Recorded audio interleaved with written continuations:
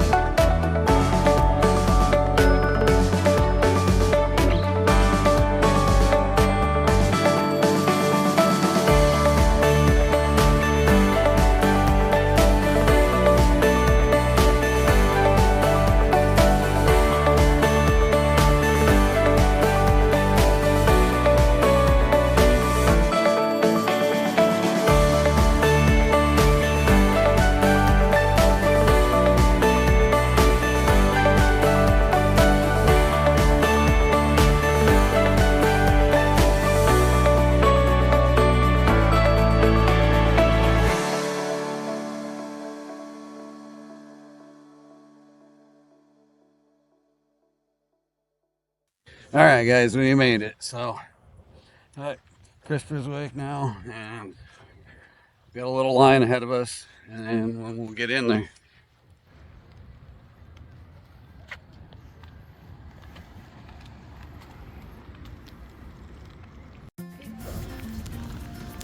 Yeah, yeah, those are nice.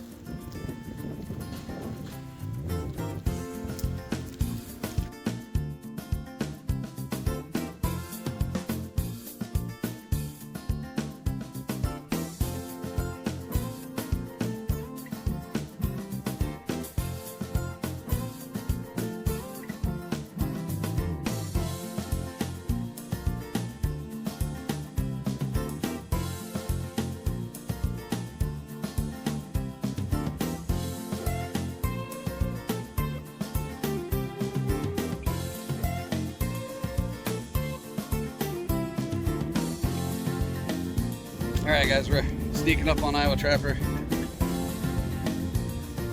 And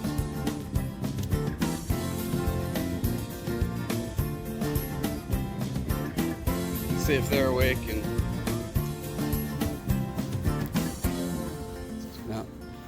yeah, maybe they're already in.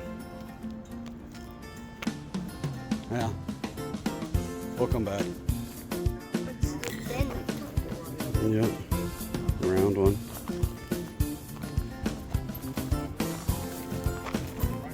He's just looking. What are you looking for?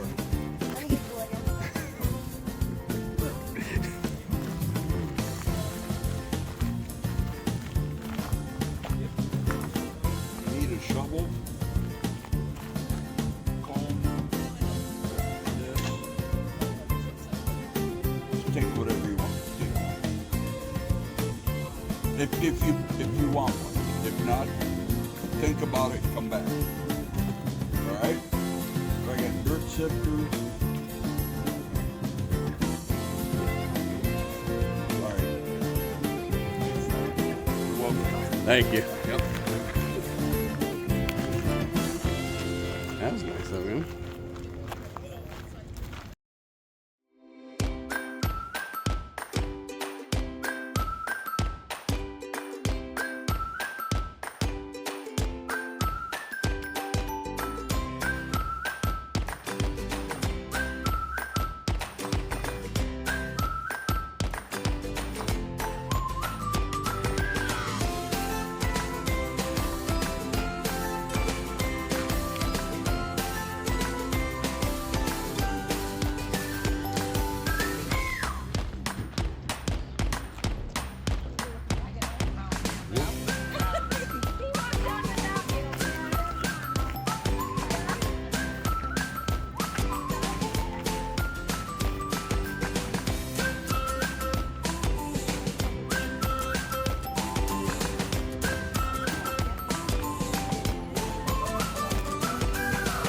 Not really tail. Looks like a tail. I don't know. Looks like raccoons that are died. These little. Yep, little weasel. Yep.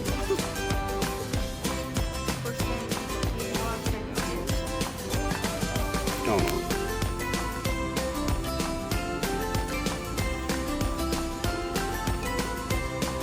Yeah.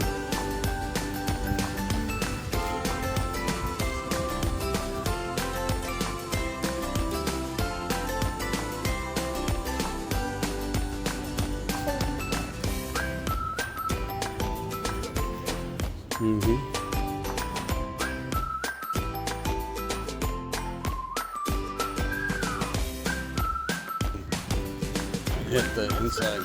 I know. Like there's a lot.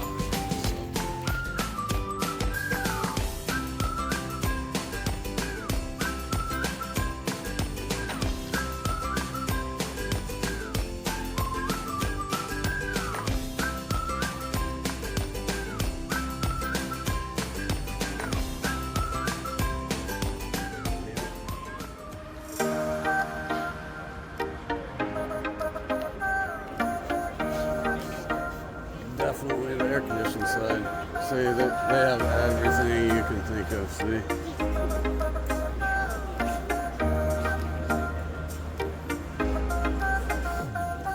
It does feel like when you harvest the urine.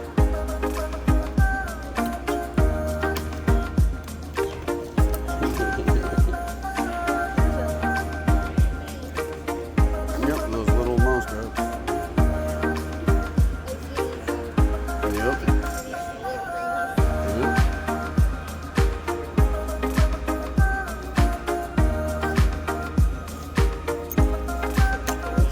Safety thing to hold your trap from firing.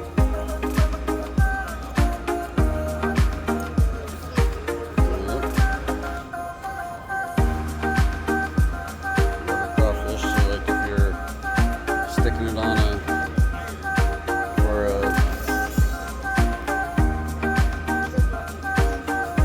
yeah, those are just like little keychains. Yep, shutters, yep.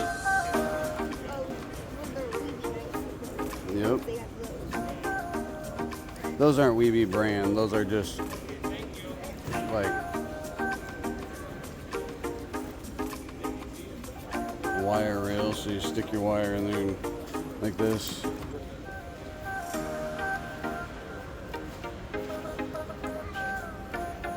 That's the only thing is we should have brought something just to haul stuff in. I thought this would have been a lot heavier, so it... Yep.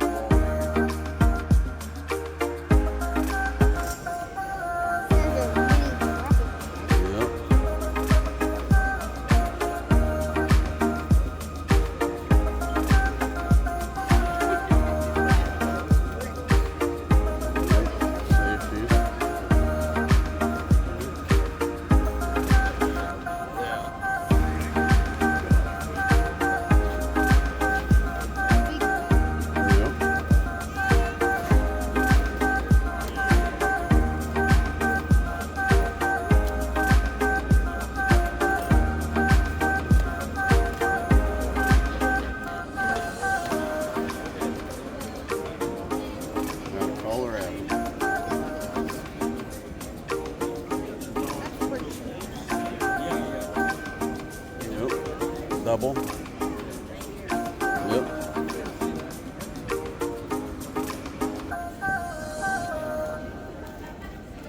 These are probably better quality set. Oh yeah, definitely.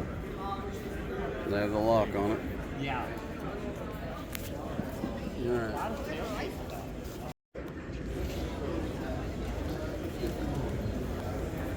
That's a project. Just would like to shake your hand and get a picture. Chris Van Ozen. And this is Christopher Van Ozen. He's number 2. That is neat. But here, can we turn around, bud? Snap a picture. How's this? All right. That you would like? I like that one. I've only Awesome. got red Thank colors. you. Thank you very much. Where are you So, from? we're from Iowa. Oh, Iowa. Yep. Yeah. Here, and we've got a YouTube channel. Oh, you do? Yeah. For trapping? Yep. Well, it's got everything: trapping, hunting. He does some soccer and stuff, but Oh, yeah, okay. Yeah. yeah. I'll So cool. watch it. Oh, I'm Yeah. into you too. Oh yeah. Yeah, I love it. Yeah. I hate Hollywood stuff. Oh yes. Right. This is real. So. Yeah, I'd rather watch this Yep. anytime than Yep. you know. Yeah. All Yeah. right. Very cool. It was really nice meeting Yeah, you. you too. You take yeah. care. Yeah. Yeah. Nice meeting you. All right. We can go check out.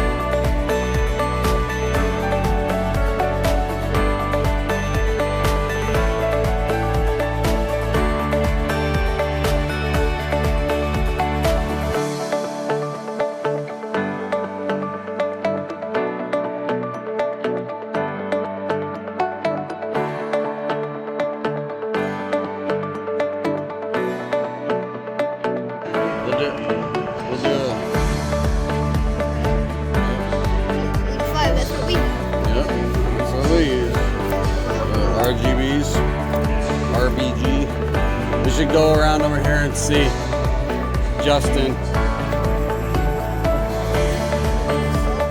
That's wax. Yep. Hello. We'll be back through. We're gonna go hit the demo. So. No, he didn't. Where's that at? All right, we'll go hit it real quick. Awesome. They're doing a giveaway for Leave the Box. You can go sign up. So,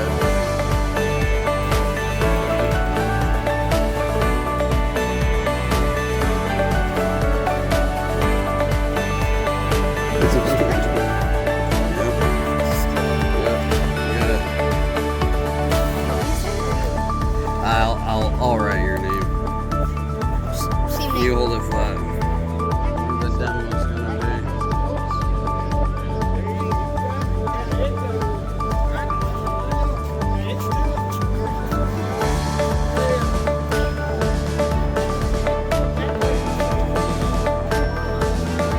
Good. How are you?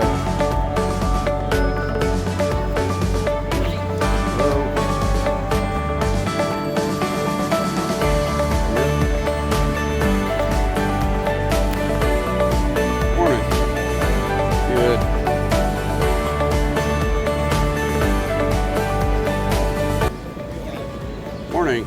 Free to pick them up, look at them. They're all custom made by me. Nice. Raffling off that one there is one neat design. Oh, cool. Koozies and a hat. Nice. I like the touch of the Band-Aids too. That's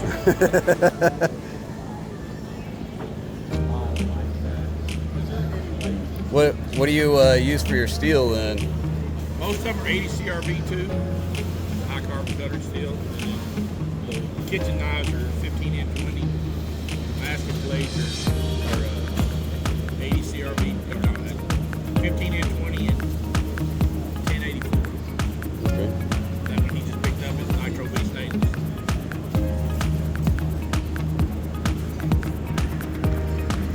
It's like made for rings. We do a YouTube channel, so we'll throw your information down below. And thank you very much. No, you could do it in the messages there.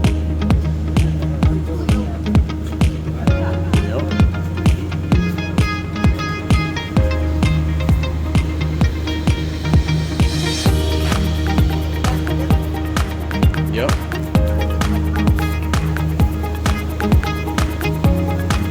That's cool how they got the perfect picture.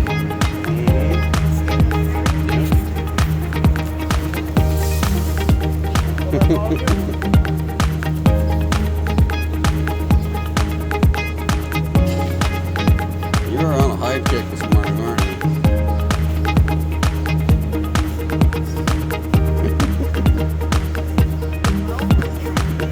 They're nice. They're tan.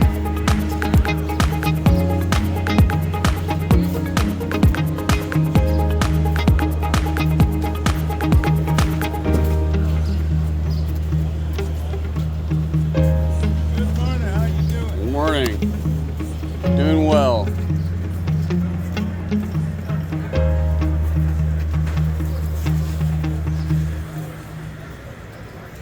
It's gonna be think you have to try them. Why not? Harder than it looks. Well, yeah, those little ones are Oh, got a little bite to them. very Snake is sticker.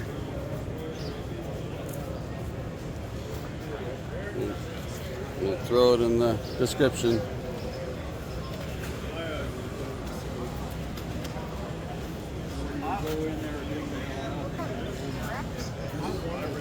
Mm-hmm. Dude, these pins are. Careful. How much your finger? It's welded. You never know, it might bite. Dinner will be at 9 a.m. Justin Keith Iowa will be discussing bathrooms that will be located south of the Expo building in the demonstration area.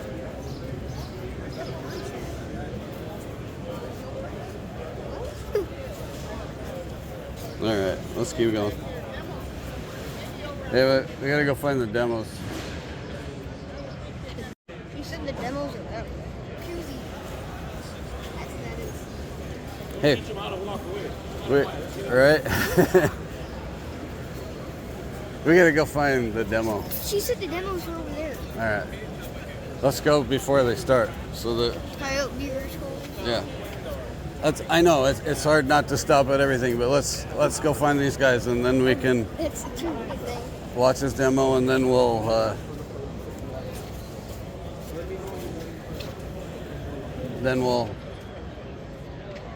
walk around and look at everything. Okay. And it's right now. It's hard to stop. I like the idea of that warming pack. I gotta do a demo in here. This is where it's at.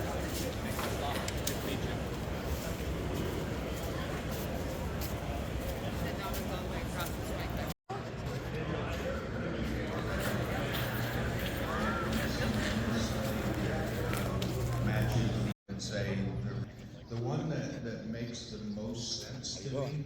Good. Yes, they're going to be impacted by birds of prey. They're going to be impacted by pesticides. They're farming. You ready for this? Operations now. Got next gen to film for you. But one thing that resonated with me was from a biologist About predator trapping. And then on Saturday, I'm going to be up here just chatting with everybody. That's kind of the schedule. I know it's a little bit early.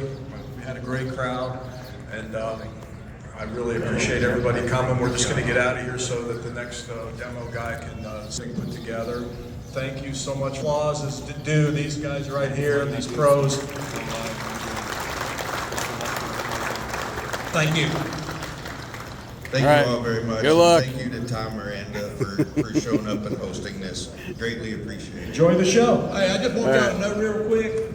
He's been sitting here playing with this knife this whole time. I've been scared to death sitting here by Jim.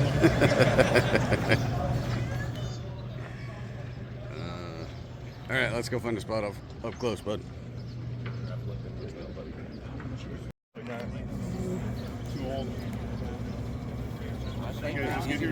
We just got here maybe 45 minutes ago, so. Yep. Yeah. Sweet. Last year he's done it. Got your conibear question ready? Yeah, I'm going to ask you. Catch any coyotes? I'm going to have the shit out of it. I don't even have the list of what is set for today for his demos. It's Getting all online. fitted with his mic and everything. Yeah. Mr. Fancy. Boy, He likes it. Can I sit by you, little buddy? Hey, let me get your picture. You remember he won like your, what was it? It was a gift card. Was it like your first 500 subscribers or something? Yeah. Something like that. Remember you won the gift card. Yeah, he won. I think it was $100 gift card. I remember you sent me pictures of what he won. Yeah, he just lost his whopper plopper. He was at a lake with one of his buddies, and Those are good lures, man. yep, you got to start it on that one.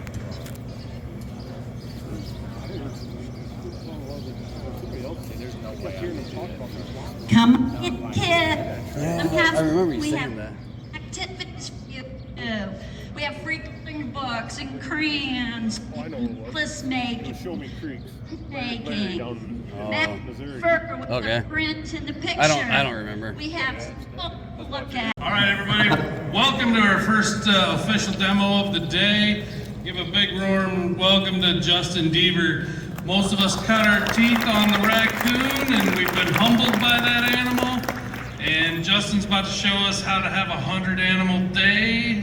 Maybe we should set our goals a little more realistic, but Justin's gonna show you how to do it. So let's get on with it. Thanks, Justin. Thank you. All right. Wow, I'm louder than I thought I'd be. Okay. My name is Justin Deaver, like he said. A lot of you know me as Iowa Trapper on YouTube. I've been trapping raccoons for about 20 years now. About 12, 15 years ago, I set a goal to have a 1,000 raccoon season. Little did I know how much work and energy and time would go into that, but now we've done that 4 out of the last 5 years. So very fortunate to be able to do that. You know, when we talk raccoon trapping, everybody seems to think water, and water is probably your best place to catch raccoons, right? We all started there. It's a phenomenal place to catch raccoons, but I didn't have that opportunity. I watched some of the best trappers in Iowa go to these water systems, pull 20, 25 raccoons off of everywhere they stopped. And I never really figured that out. My water systems weren't there like what they had. So I evolved. And what I've evolved into is a dry land trapper. So that's pretty much what we're gonna talk about today. You know, I run a system of dog proofs and body grips on dry land. Very, very few water sets, just because I don't have the water. A lot of my fellow Iowa trappers do. So if there's any questions with anything, please speak up.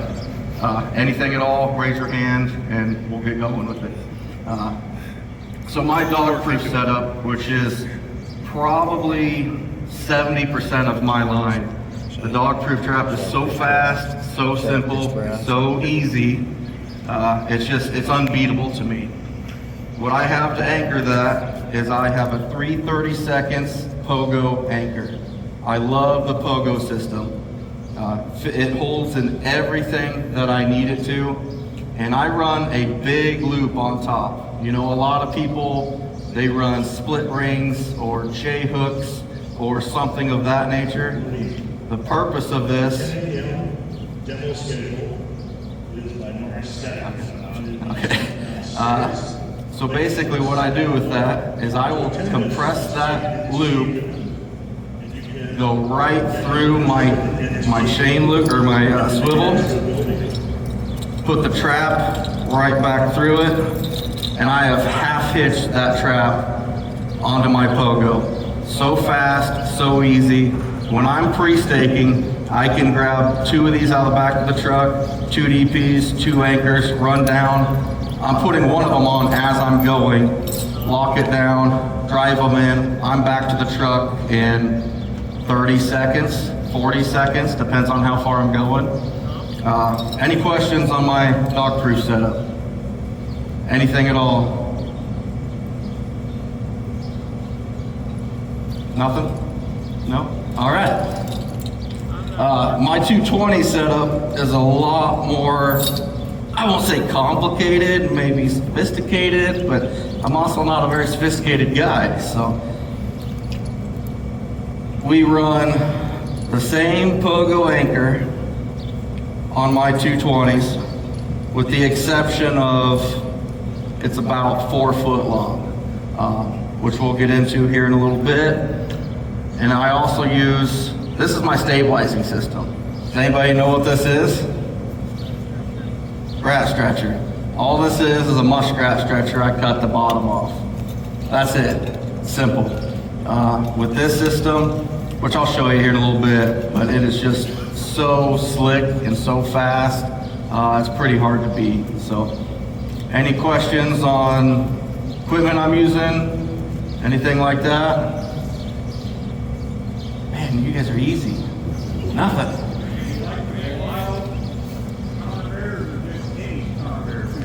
Do I like the Belial conibear or any conibear? I like Duke. I run pretty much exclusively Duke traps, just for the price, and in my opinion, they're phenomenal traps. You know, Duke 220s, Duke dog proofs, that's pretty much my entire arsenal. I think they work perfect for me. So, anything else? Yes, sir. I'm sorry, I couldn't hear you. What area of Iowa are you trapping from? Oh, I'm in central Iowa. You know, you get north half of Iowa, and it is a whole new world. I'm fortunate enough to trap where, I mean, literally my road line that I'm running is, I'm stopping on the road every 200 yards, probably on average. Which is something we'll get into here in a little bit, talking about the road lining system that I have. But anything else on these, or we're going to, yes sir? That's a good question. Do I run my triggers on top or bottom? Both. For some reason, it just depends on the situation. We as trappers, you'll make that set and you just think, I like it. We've all done it. There's just something about it, or your gut says to make a set here. We've all done it. And with that situation right there, I'm primarily probably on the top, but I have found myself putting the triggers on the bottom a lot more often. My theory on that is, you know, these two sticks sticking up are a lot less noticeable than that steel plate coming down. I cannot say it's increased my catch, but it's just one of those things in my head that makes sense. So, anyway, any other questions on the equipment? Yeah. Swivel, I use them as stock. They've got a mid-chain swivel. 3 is good enough for me.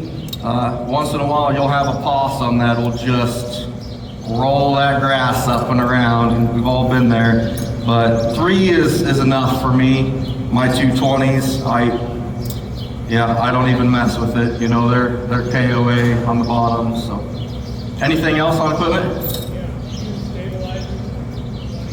Do I use stabilizers on 220s? Yeah, and we're gonna get into that here in just a second, because that's all that this is. So, any other questions? Do I run them right on the ground? No, sir, I do not. I want my body grips, and that's another one of those gut feeling questions, because if I'm on a bank coming off of something really steep, generally I'll put it lower. If I'm on this flat ground, which is what we're gonna show here in a little bit, I want that 3 to 4 inches off the ground. My theory behind that is, so I'm 6 foot tall, I'm on flat ground, you throw that hill in front of me, what are you kind of doing? Your head is lower to the ground. Same thing with these raccoons when they're climbing up. They're not just, you know, as you are. They have to put a little effort into it, or if they're going downhill, you know, maybe those feet are extended out a little bit in front of them. Completely my theory that it just makes me feel good the way I set them like that. Could I set them all 3 inches off the ground? Probably, but I feel my catch has gone up with this more severe hill the flatter to the ground I get them. And the canopy, which is what we're going to dive into here. I'm going to talk about dog proofs first, but then I'll talk to you more about them. So my dog proof system, we got a couple makeshift raccoon trails here. And if you notice, no raccoon trails are ever straight. They're always zigging and zagging, and they go to the most, what at first was random things, and then I learned what to look for, which is what we'll dive into here in a little bit. But I will take that DP and I will jam that right into the ground, right in the middle of the trail.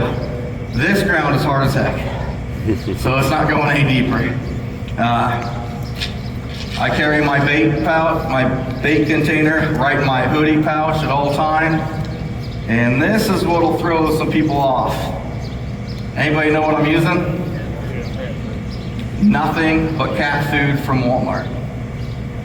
That is it. There's enough raccoons in my area. I don't need to give them a steak. Hot dog's good enough. And another thing that I do, and this has really bothered a lot of people, I will take that and I am overflowing that dog proof. Everybody says you fill it to the trigger, right? That's what we've heard, that's what we've been preached, and that's fine. When I use this cat food like this, it benefits me by filling it for several reasons. How many of you have come up to a dog proof and it's completely empty and not fired? We've all been there, it happens. You think, did a raccoon reach in there? Did something, you know, sneak in? No, more than likely what's happened is you're getting cleaned out by field rats, birds, chipmunks. They will come in and clean these out. by filling that up like that, I've got about 3 days before they clean it out. I do not want to be going down there just to put a little bit in every day, you know, trying to deal with the mice. I'll fill it up like that, and I know I can look. If I don't have anything, I've got another couple days before they're gonna clean that out. Now it does happen where they've cleaned this in one day. I'm pretty sure I ended up landed it on like New York City of mice or something, and they just completely cleaned it out. But any questions on how I fill them, how I place them? Yes, sir. How do I deal with what? Rain? And I was just getting to that point. By filling these up too, when I do get rain, that top swells and it gets wet. But what I'm able to do is just reach in there, pop out the first 2 layers, and it's dry again.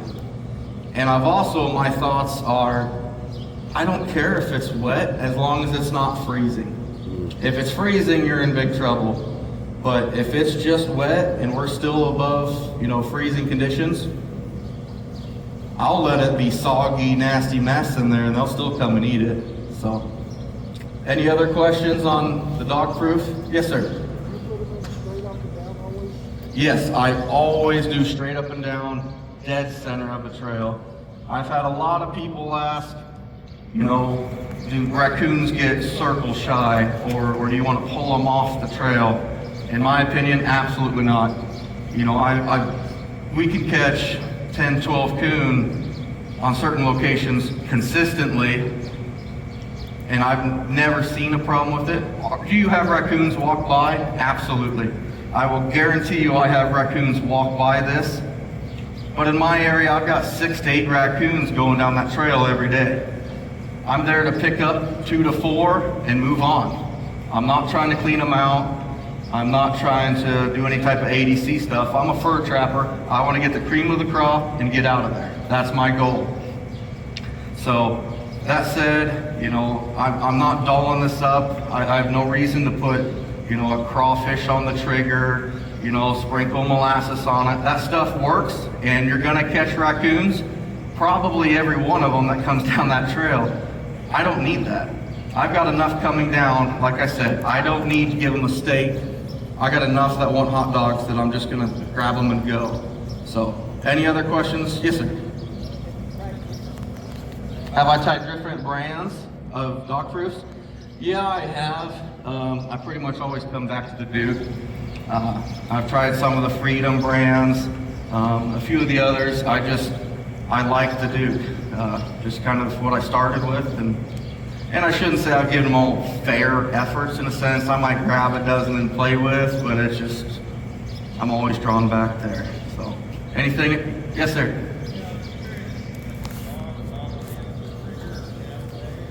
Am I setting the engaged? Nope, I am fully engaged that day. Nope.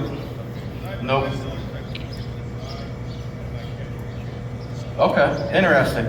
Yeah, my Dukes are pretty much just right out of the box. Anything else on the dog proof here? Yeah. So you say you fill the dog or the cat food to the top. Do you ever use a golf ball for the road? Nope, I do not. I've tried it. I've tried using golf balls. I've used those caps. And it's just one more thing for me to have to deal with. You know, I think they work, but it doesn't make it efficient for me. The benefits isn't enough for me to do it. You know, I've tried wiring them to the trap so I don't lose them, then it gets wrapped up, and it's a mess. I want to be able to go down there, dispatch that raccoon, remake that set, and be in the truck in under 40 seconds. If I only got one, that's from me to this culvert, that's my plan every time. Go. Speed and efficiency. And it didn't work for me. Anything else on the dog proof? Yeah. How many of these dog proofs do you set at a location? How many dog proofs do I set at a location? Typically 2, almost always 2. Once in a while, I'll have 3, maybe even 4. The only time I do 1 is if the area is not big enough for me to get to. I have a lot of spots where my truck's right here and that fence is right here. You know, with about a foot chain, you know, that raccoon, he's got a 5-foot catch circle. By the time you stretch him out, I just don't have room. But another thing I will do is if this trail right here, I may anchor one right here, and I may come back and put a second one that's anchored here. So you have 2 offset catch circles. I've done that quite a few times, but a lot of times I just don't have the room to do it. So, anything else on dog proofs? Yeah. How many days do I give a trap to catch with no catch? Boy, that's a tough question. Typically, if I'm not catching anything on the 3rd day, I want that trap to be gone. I want to pull it. But if this road, say I just caught 10 before here, and I know I got really good stuff ahead, I'm gonna leave that because I'm going right past it every day until I pull all this stuff. It's such a hard equation that we all have their own idea of when to pull. If I've got a straight line and I've got a T road down here, at the end of that T, I can catch 4 to 5 coon every day. There's 2 or 3 dead spots in here. Do I pull them to get more time to get to this next one? But I'm going past it every day. It's easy to check. You know, everyone has their own preference of when to pull and when to be done. But ideally, typically, if it's not 3 days, I don't need to be there. It's time to go. How many traps do I run? So I will have 700 to 800 pre-staked. I will run about 300 of them right off the bat, and as those die and some get pulled, I'm setting more. So in Iowa, we can pre-stake. I'm not sure if we can here in South Dakota. Can you do that or not? Anybody know? Nobody's from South Dakota in here? No, you can't? Okay. So for us, that's a huge advantage for us, is to be able to pre-stake 2 weeks ahead of time. We're going to get into the body grips now, unless there's any other questions. Is it a push-pull or pull only? I like the pull only. The reason I like the pull only, I do a lot of trapping where the house is from me to this wall. I'm behind a brush or something. I want to stay out of sight, but at the same time, these dog proofs are great. They're very pet friendly. They're a great trap, and I'm still gonna pull my fair share of coon kind of right out from underneath their feet without homeowners knowing. So that's the reason I like pull, because a push-pull dog proof is not dog proof. It's not even really dog resistant. It is a foothold trap with a tube over it. That's something we all got to remember. None of these are dog proof. They're resistant. So you've got to be really careful how you use them. But the push-pull, anything that can fit their paw in there is getting nailed. So, anything else? Yes? Your dispatch, how do you dispatch? I dispatch everything with a 177 air rifle, 1,200 feet per second. Because we cannot use a firearm within 200 yards of the house. An air rifle, in Iowa anyway, is not classified as a firearm. So that makes it, and the loudest it is that's it. You know, you're not waking anybody up at 5 in the morning, you know, outside their house. So, anything else? Yeah, bud. What kind of bait would I use for sweet corn trapping? Oh boy, I think I'd still stick with my cat food. You're kind of getting more into the ADC type of things, where maybe some more sweeter baits would work too, to really hone in on the coon. Anything else? Yeah, bud.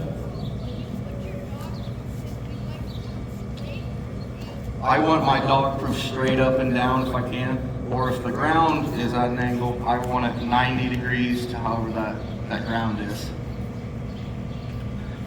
All right, guys, we're gonna move on to the 220s here. So I love my Duke 220s, like I said. I run kind of what I call the house trigger. This one's kind of got bent up a little bit. But if you guys can see that, it's kind of the 45 and then straight down. Just the house type. That works really well for me.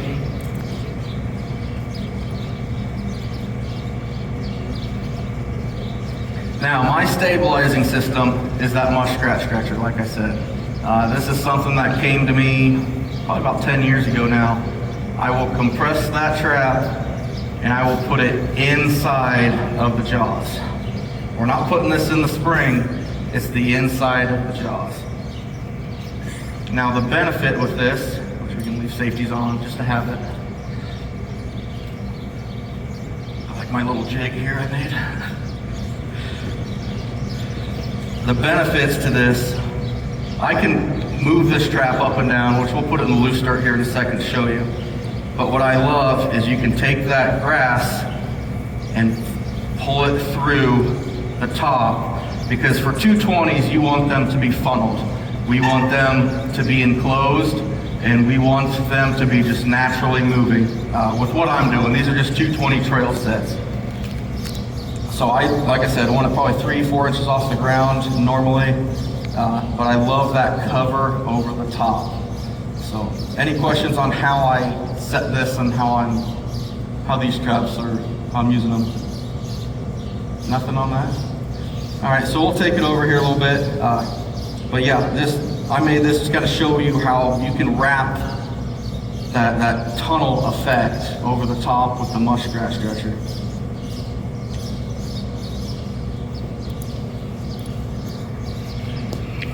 Now, I want that trap, like I said, running right with, 90 degrees to the landscape. But what I really like, so I am running in the road ditches, right? We get 30 to 40 degree angles down in the greater ditch. I run this long cable and I will cable it off all the way to the side, right alongside that greater ditch. The reason being, when he gets caught and that snaps, where is he gonna go? He's going down. Gravity is gonna take him down. As he expires, he's gonna go down. He's gonna be laying all the way over here. Now, what's that do to my trail? He's gone, he's off the trail. I am a huge believer that getting that animal off the trail will keep your catch rates going up. Just for the fact, the way I look at it is you are walking down the sidewalk, right? And somebody honks at you. What happens? You turn, you're paying attention, you're focusing. That's the same thing that happens when an animal dies in that trail. The next animal is being alerted.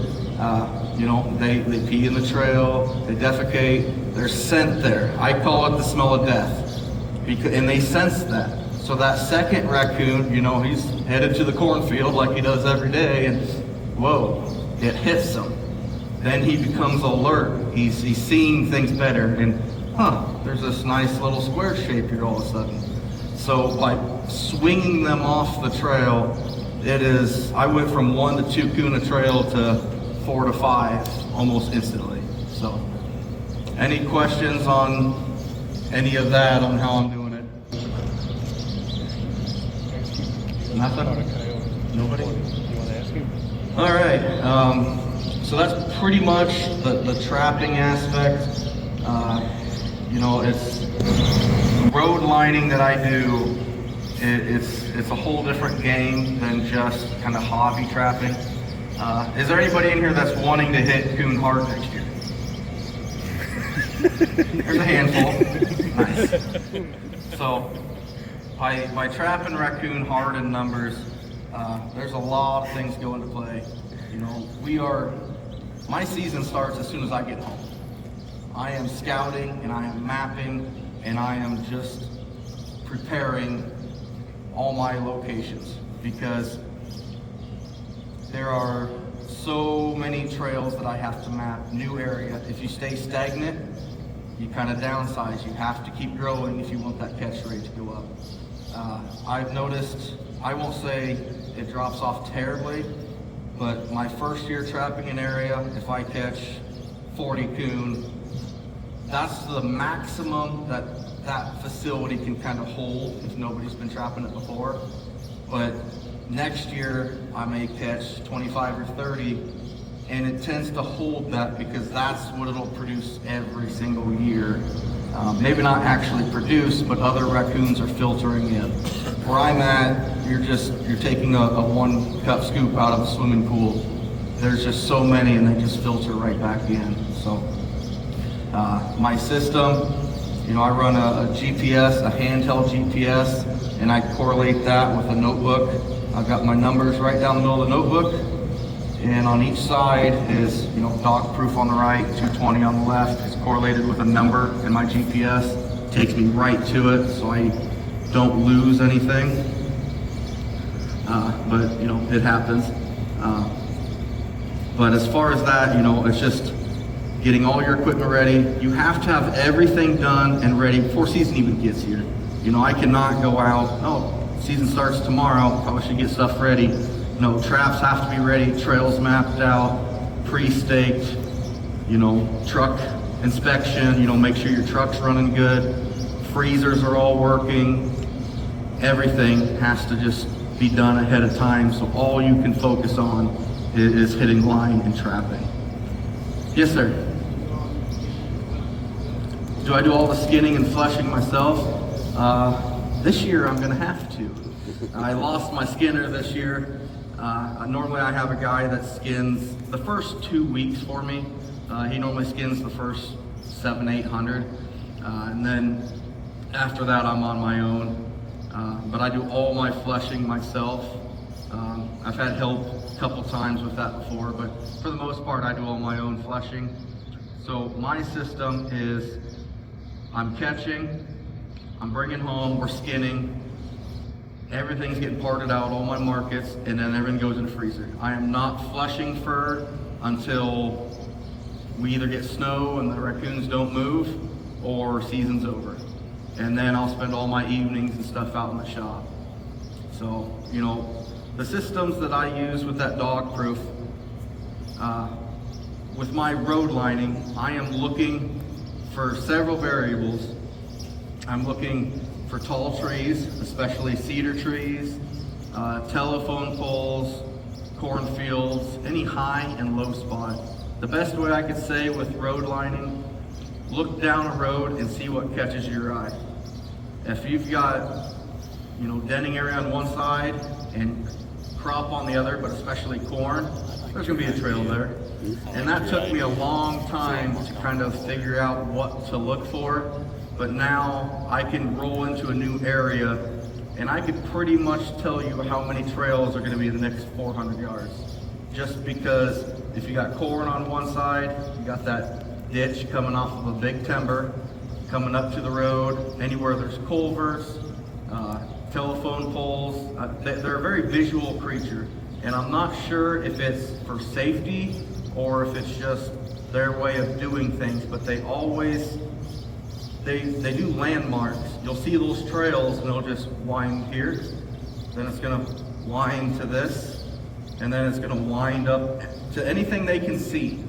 It's pretty wild, but yeah, once you recognize the locations of these trails, you can't stop seeing them. I've even got my wife trained to see them now, so. Anything? Yes, sir.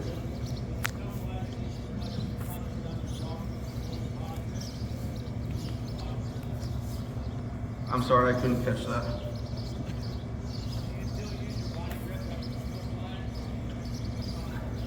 Good question. Do I use my body grips after the snow or switch to dog proofs? Pretty much switch to dog proofs. Once that snow hits, my vegetation's gone. This is, if you just imagine this whole thing is this kind of grass, and I've got this perfect 4-inch wide trail. Everything that happens weather-wise hurts your 220 locations. That's why I will maximize my 220s early season, because as soon as we get, you know, the grass is dead, we've got frost by now, it's not rejuvenating itself anymore. So as soon as you get a 2-inch snow, guess what? Now that grass is like this. You get an inch rain, it's down like this. Guess what? By the end of the day, now you're trying to trap and stuff like that. That 220 stands out too obvious here. Even if you were to fluff up the grass around it, the rest of that terrain is going to look like this dirt right here. Completely unnatural. So even if it was going down that trail and now there's this huge, well, there's a square shape, that's where the trail is, but I can literally walk just anywhere at this point. So yes, I pretty much switched to all dog proofs once the snow flies. However, that is the one thing, in my opinion, that hurts raccoon movement. In the fall, they're feeding, they're building up just like deer. You know, they're going to fields, they're hungry. As soon as we get snow on the ground, a measurable snow, if you get 3 inches of snow, I've gone from catching 65, 70 coon in a day. A few years ago, I caught one, and it was like 360 traps, and it was the last trap I checked. Once that snow hits, they don't want to any part of it. You know, it drags their belly, maybe they're temperature sensitive, I don't know, but they are just done. Now, when that snow, if it melts off, boom, you better be ready, because they are going to be on fire if they've been denned up for a little bit. So, yeah, it's everything that happens just destroys your 220 style locations. So, anything else? Yeah, bud. You ever caught a coyote in a 220? Have I ever caught a coyote in 220? Yes, I did. Last year, actually. So, you know, these 220s are great, especially for me. Reason I like them, you know, they're dispatched out of sight. You know, you don't have a lot of big circles in the ditch, which doesn't bother me too much in the market we have now. This maximizes my chance. I catch several bobcats and fox every year, which is just a good change of pace. You know, I'm a raccoon trapper, that's what I am, that's what I do.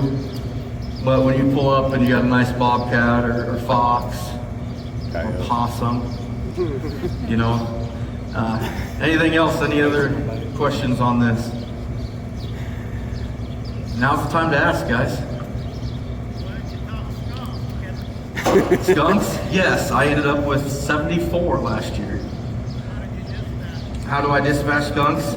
So that 177 air rifle, I let my buddy, no, the 177 air rifle is a great with a chest dispatch.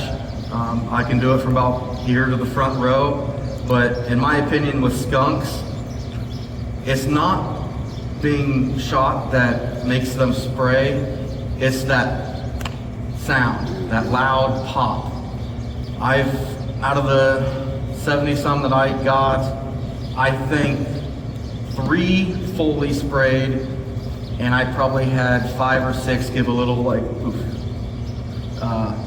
Which some were dispatched in 220s too, but overall it saves them from spraying. If you shoot them in the head, they're going to spray 100% of the time, because it's all the nervous system. You know, that's why they spasm, tighten up, and they're going to spray every time, and it's a mess. You have to sleep in the garage. It's not fun. We've been there. You all know what I'm talking about.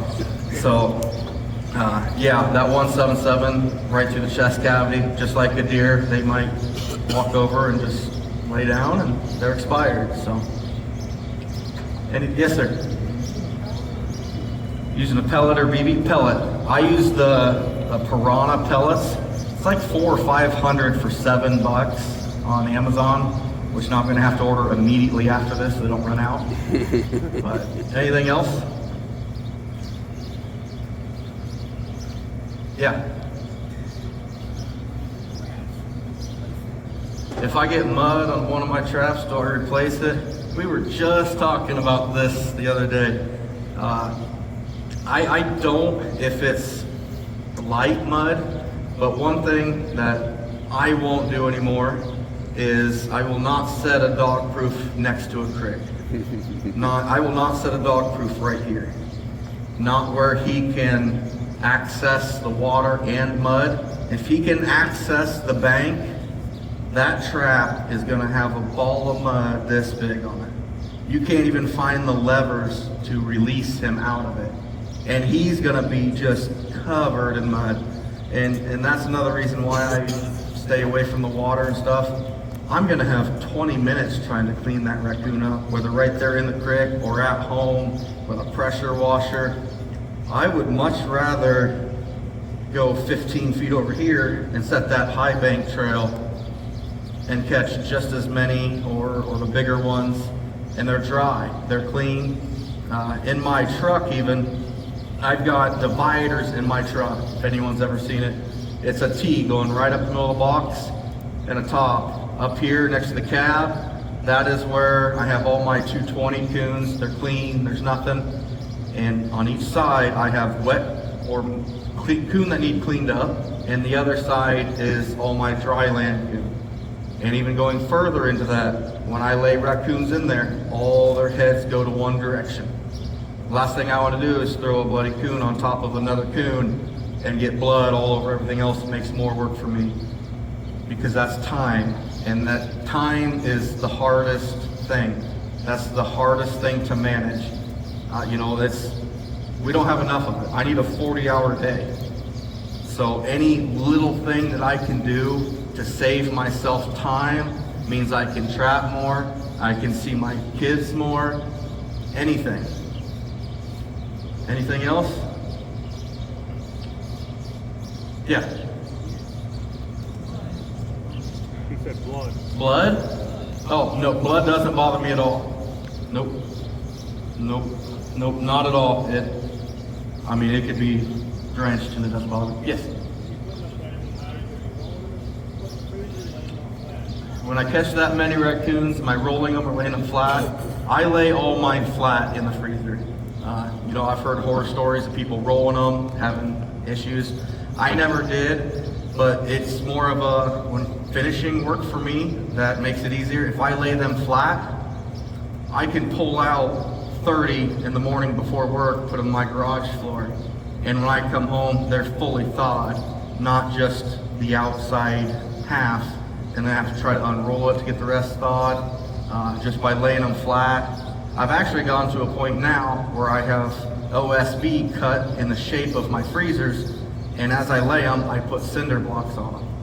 That forces all the extra air out, it forces the raccoon down. I'm able to get about 10 to 15% more coon in my freezers because, if you put a bunch of soft raccoons in there, you push down here and it just pops up over here.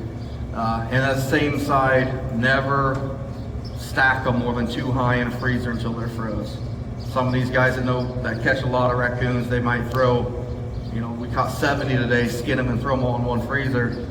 It's gonna take a week before the middle of that ball of heat freezes, and you're gonna lose a lot of fur. Anything else? Yes, sir. How do I treat my traps? I like Formula One. I do a quick dip in that. I don't go too crazy with it. No waxing, no nothing like that. Works pretty good. I normally do that about September when it starts cooling down, and I work in a freezer, so this type of weather is not good for me. Yes, I do 220s and my dog proofs if they need it. These Duke powder coated ones, I normally got a few years before I even have to mess with them. The big thing is I'll throw everything into a tub of water, 50-gallon barrel or something, let everything soak for like 2 days, and all that mud and stuff that's gunked up on there breaks loose, and then I'll just throw on my chest waders and take the pressure washer, step on the anchor, and I can power wash all that off, move the next one, and then the male guy comes and you look weird, but whatever. So anything else on that? Yes?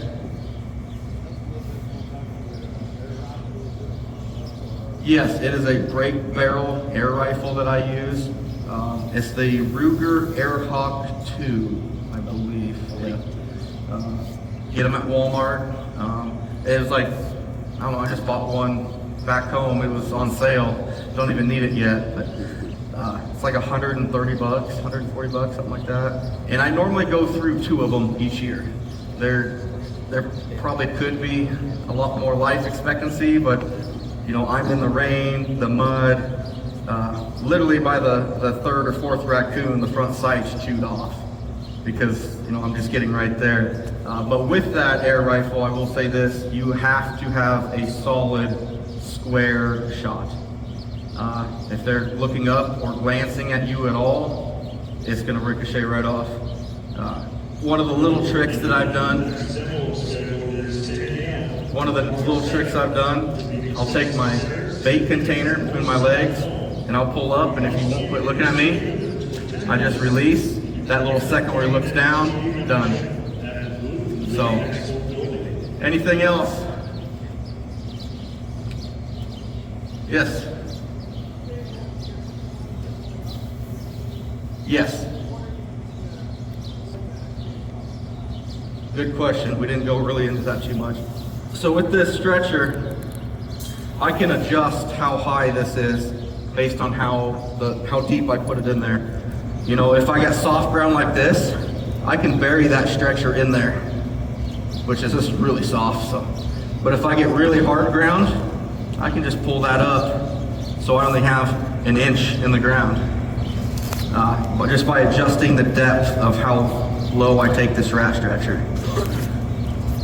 And what's funny about this is almost every time the rat stretcher is always with the trap. Or the rat stretcher is still right there in the stand and the coon's flopped off to the side.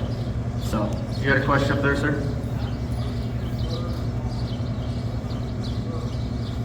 How am I cleaning it out of it? So I pretty much just use, I think they're like horse combs. They sell them here everywhere. They got the 20 long, thick teeth. One of the big things when handling fur though, when you get into cockaburs or something like that, don't rip those out because it's taking hair with it. You can actually roll that out with your fingers, pull some hair off to the sides, and pull that right out. It takes just about as long time without damaging the fur. At the same time, totally lost my train of thought. Yeah, I brush them all out because no matter what, if you're fleshing, you do not want a burr in there. And I normally don't brush them out until I'm ready to flush them, because when I'm catching them, it's just go, we gotta hurry. And then when I pull them out, we brush them all out, all 20 or whatever I'm doing that day, throw them in a shopping cart, and then I'll flush them all, throw them in the cart, then I board them all at once. So, any other questions? Yes, sir. If I'm not dispatching in the head, or if I'm dispatching the head, am I not keeping the skulls? I do have a pretty good skull market. It's something I'm working on actually, is making sure an ethical, but I want to try a chest dispatch. Something I want to work on a little more, but you know, I'm always evolving. I'm always trying to get better. I'm always learning and trying new things. One thing I'll tell you guys is, when you see something new or an idea that might work for you, try it. Don't fully invest into it. Try it first, see if it works for you. What might work for Luke right there might not work for me. I'm not gonna switch over everything I have because it worked for him. Try it a little bit, try a dozen. When I found out these muskrat stretchers, I didn't cut 300 of these and try, you know, let's see what they do. I think I cut a dozen of them out. Loved them, next year fully committed. So, any other questions here, guys? Yes, sir. How high? I want this 220 3 to 4 inches, most on typical ground. So with road lining, guys, the few things I'll tell you. There's basically 3 main concepts to be successful. You have to have the equipment. And everybody thinks equipment, oh yeah, I've got traps. No, you've got to have the freezer space. You've got to have the shop facility. Is that shop heated for those cold nights of finishing fur? Do you have a truck that's reliable enough to do this? It's not just the traps, it's every aspect of it. 2, you got to have the ground. The ground, if you don't have the ground, you're in trouble. You know, that's when I say my season starts as soon as I get back. I'm finding ground. I'm learning more. I'm expanding. Because you're only as strong as your weakest of the 3. And those are the first 2. Your last one is drive. How hard do you want to push yourself to your goal? Whether that's 50 coon, 100, 5,000. 5,000, guess what? It's been done. You know, how hard do you want to push yourself to it? And with that push and drive comes sacrifice. You know, the hardest part for me and my road line, I promise my wife and kids every single day I'm inside with them from 5 to 9. So I'm running traps all day. I come inside, eat dinner, spend time with the family, see them. The hardest part of my job is watching them go to bed and know I've got 4 hours of skinning out in the garage left to do. Especially when I've been all cozied up on the couch and ready for bed myself. So there's a lot that goes into it. Any final questions, guys? We got just a handful of minutes here. Yes?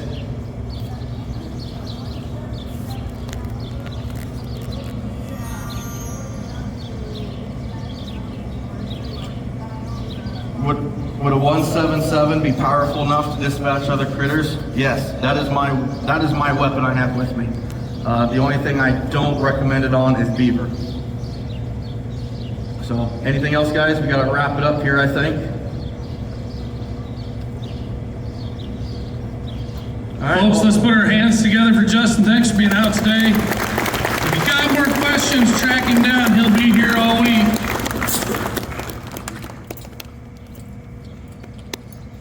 Take a few minutes, use the restroom, grab something to drink. Trapline Coffee's over there. They sponsored our talk this morning. Get a cup of Joe. We'll be back in about...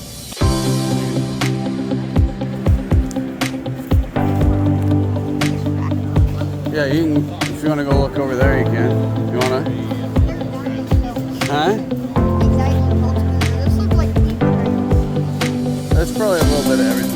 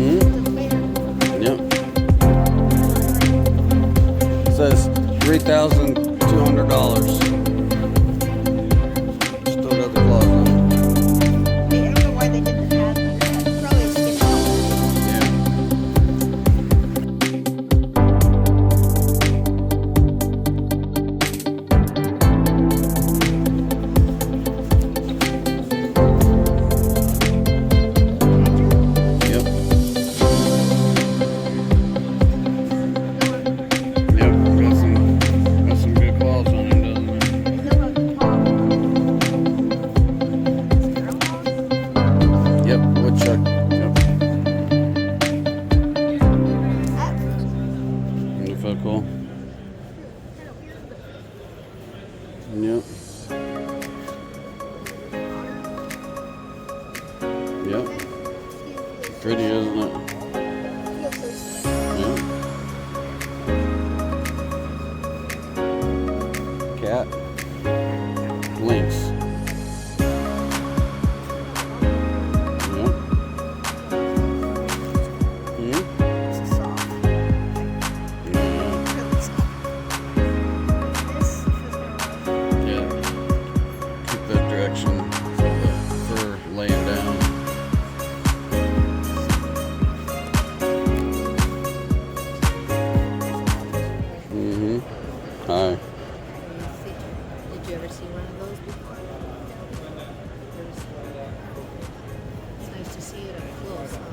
It's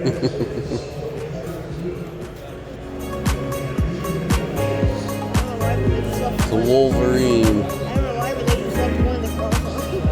Yep. Just how it happened. Soft. Leather inside. Mm-hmm. Blue fox. It's not blue, but I. Yep.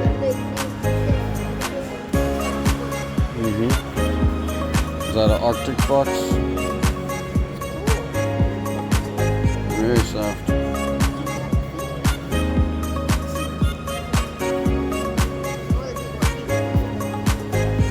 Red fox. You know those. And then gray fox. What's this? What kind of fox? This is a gray fox. Oh, what kind of fox is this? What does it say? A swift fox. That's cool. Yeah, I didn't know there was such a thing as a swift fox. Hey, keep it going like this. You don't just ruffle up the fur, okay? These are silvers. That's a ranch fox. So that was a fox that was raised for its fur. Anytime they say ranch, that's what they're. Wolves. Yep. Yep. Now I see. Just depends on like how big, how they're graded. So the price is based off of the grading. You can go out this way. That's fine.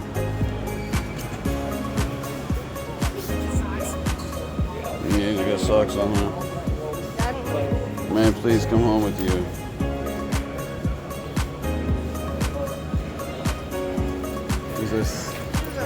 This is AJ. We saw him at Lake Icaria also. So. This is his skinning machine. This is AJ's skinning machines. We saw him at Lake Icaria.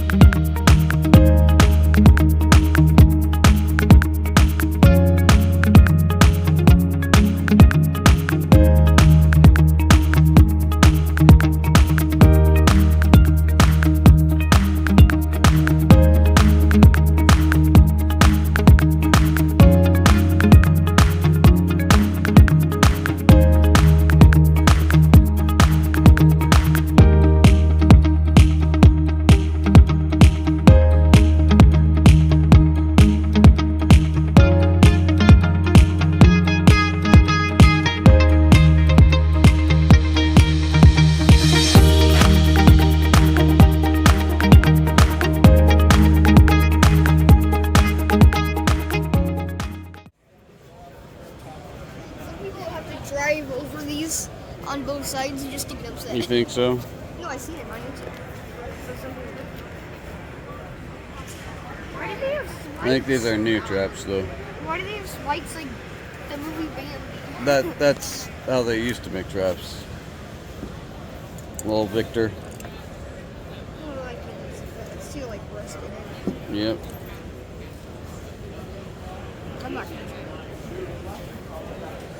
Warning, bear traps set in this area for damage control.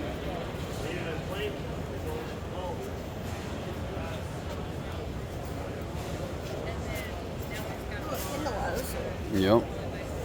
Pretty handy, right? Put in the ground and some mold for a trap. What is this? That's same thing.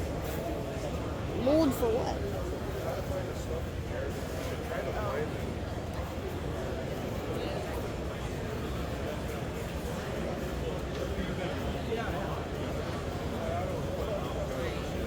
Hang up a bird instead of a feather, but it's got feathers, so.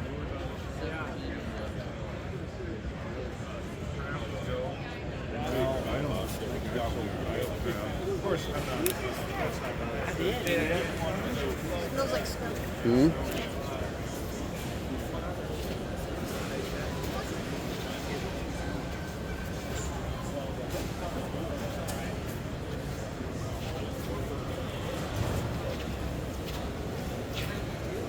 How we doing? White otter. Hmm? 125. It's very, very nice, yeah. I would see why it's 125. Oh. Skinned out the tail, huh?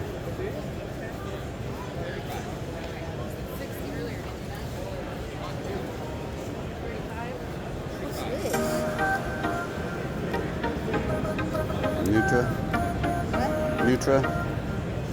Oh, big muskrat.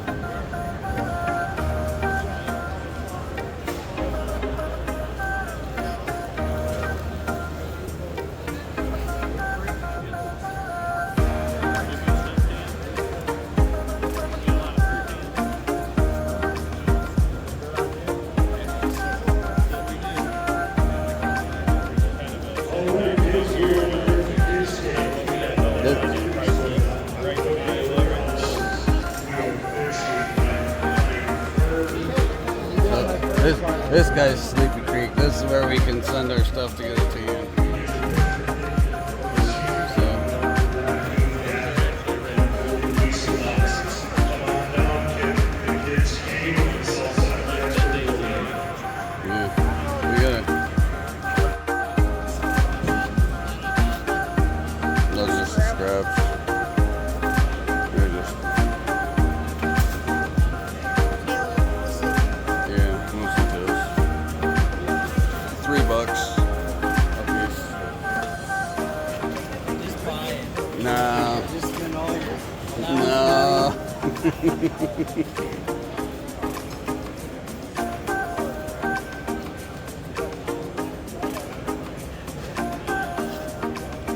These almost look like flesh and bones.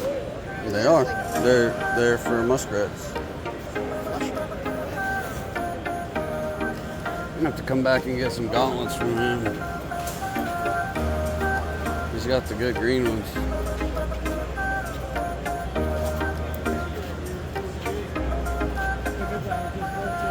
But I think you're supposed to be. Oh, sure. Yeah. These are just different antique traps. Good to see ya. Yeah.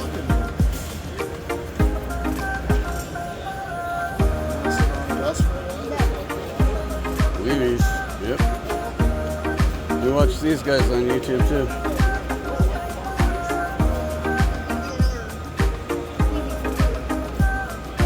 The what? Boss dog?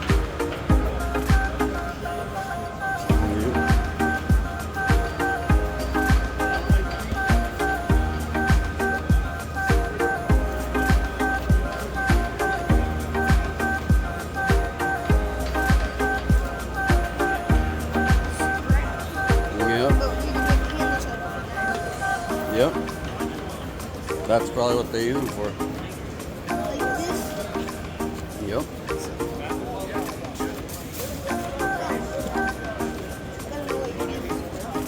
Yeah.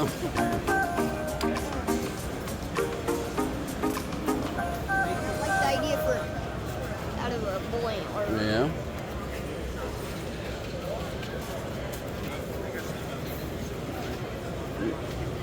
I told him, I said, well, I got some traps. No. I got him money Yeah. Is this what you're talking about, like the School Mountain? Yeah.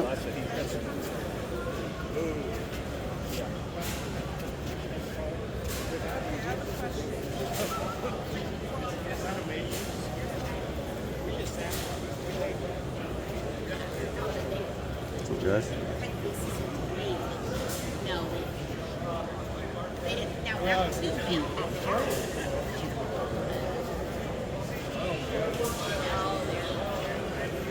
Or something like this. Yep. Just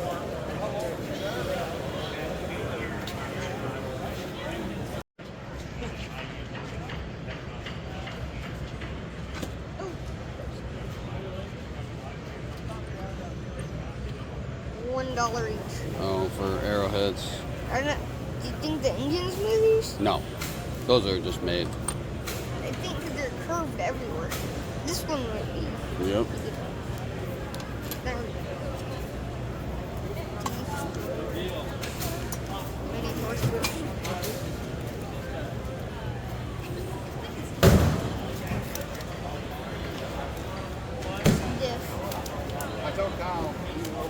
They're hats. They're just caps.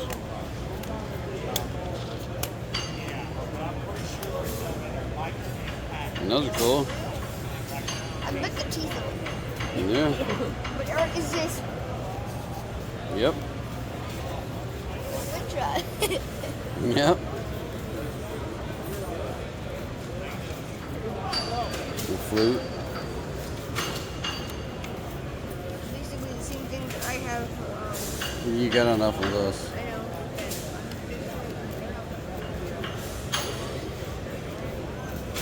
A whole bunch of kids' toys. Yes. Can we like real? Like not that far out. The turtle? $25 though. And I found a turtle on land yesterday. Oh, those little mini gator heads. Those are cool. These little guys. How much are those? Flip that over. Go and say, how much are your little mini gators? 15. 15? That's cool. Oh.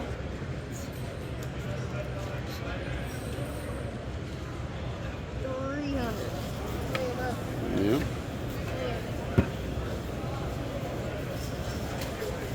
I kind of like the mini gator head. Mm-hmm. That's a good price. I kind of want it. Oh, these are real. Those are fake. Those are, Now that I that's feel fake. that. It's Yep. That's oh,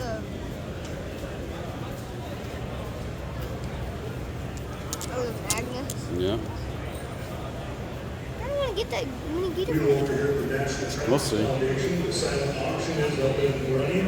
Swing on by, make your bid, see if there's something you can't live without. And check out the rest of our site over here. I wonder if this one's 15. Thank you. This one's bigger. I think it's all theirs. Is this 15 too? 15. Can I? You want that one? Specific one? Those eyes are. All the other eyes Hmm? are. Some of the other eyes are open though. That's what I mean. Like, you look at them and you see which one you want. You can get a little one.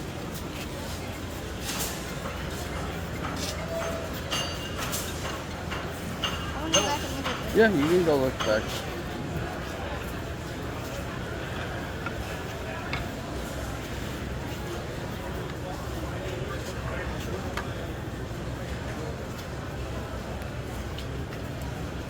If you want, you can carry those down there if you're wanting Okay. to compare.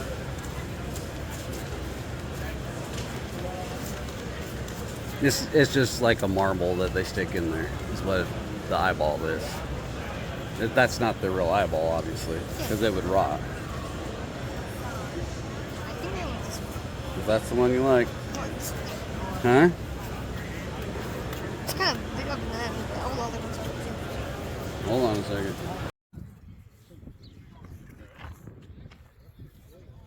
Oh, we were over one aisle. Because I remember seeing, well, I guess that's where those traps were. But it was over here. This one. Yep. Bigger. Because we walked through here. Yep.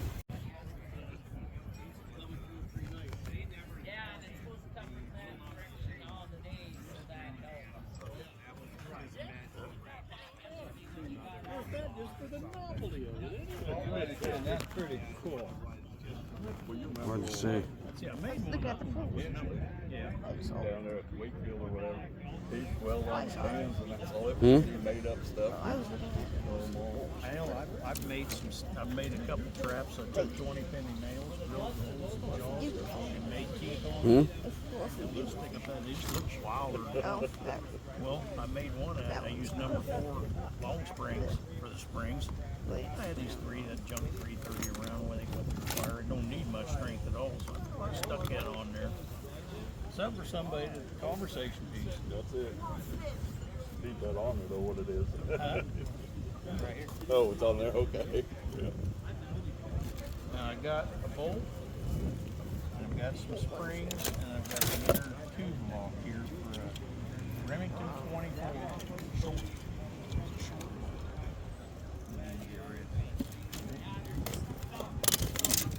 Still get some now and then that I'm trying to fix up. Everybody thinks they're worth finding money and everything. It's getting harder and harder. It's not perfect. Right. It used to be if you had like a fishing rod and you had a sample of it, that's good enough. Oh, that's got a piece of paint missing. This has been touched up. We're done. Yep. You need a fishing pole. He's got more fishing poles than I do. Well, you might only have one. He's got Yeah, right? I got a buddy of mine, his girlfriend went down in the basement and he made a nice rack up in the wrap. She goes, do you realize you got 30-some fishing poles? He goes, do you realize that your feet will take your ass right back upstairs? No, usually you turn around and say how many pairs of shoes they have. Yeah. But There one in there you like? Just just looking. What do you like fishing for? anything. Where are you from? What? Where are you from? Where are we from? What state? Iowa. Iowa? Yeah, You ain't got no fish there. Little bitty bluegill, probably. Yep. Bluegill, crappie, cat, You got bass. catfish there? You fish for catfish? Any good? Come on, that's when He's you turn just around and say, embarrassed. yeah, I'm good. Huh? Depends on if they're biting. No. That's a pretty good catfish pole, don't you think? You got one? You got one like that? Spinning reel, not a catfish pole, not a spinning reel. You don't? You know how to use one of them? Yeah. Make sure it works. You know what? You got one more than your dad's got. How's that? Darn, you're welcome. gonna catch some big fish now. That's a good pole. Now I ain't taking it home. We'll see you. Now you just gotta go catch bigger fish than him. Okay? All right. Put a little heavier line on there. You're gonna need it. Yeah, I'd take that line. Hook on that completely big off one. her. And I'll tell you, when I was a kid your size,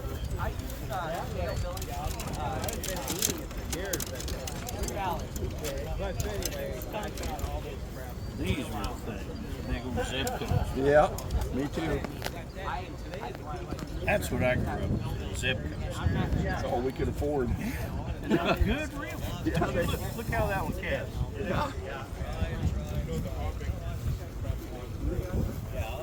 This is Epco 303. They made a 404. And a 22. There's a 22.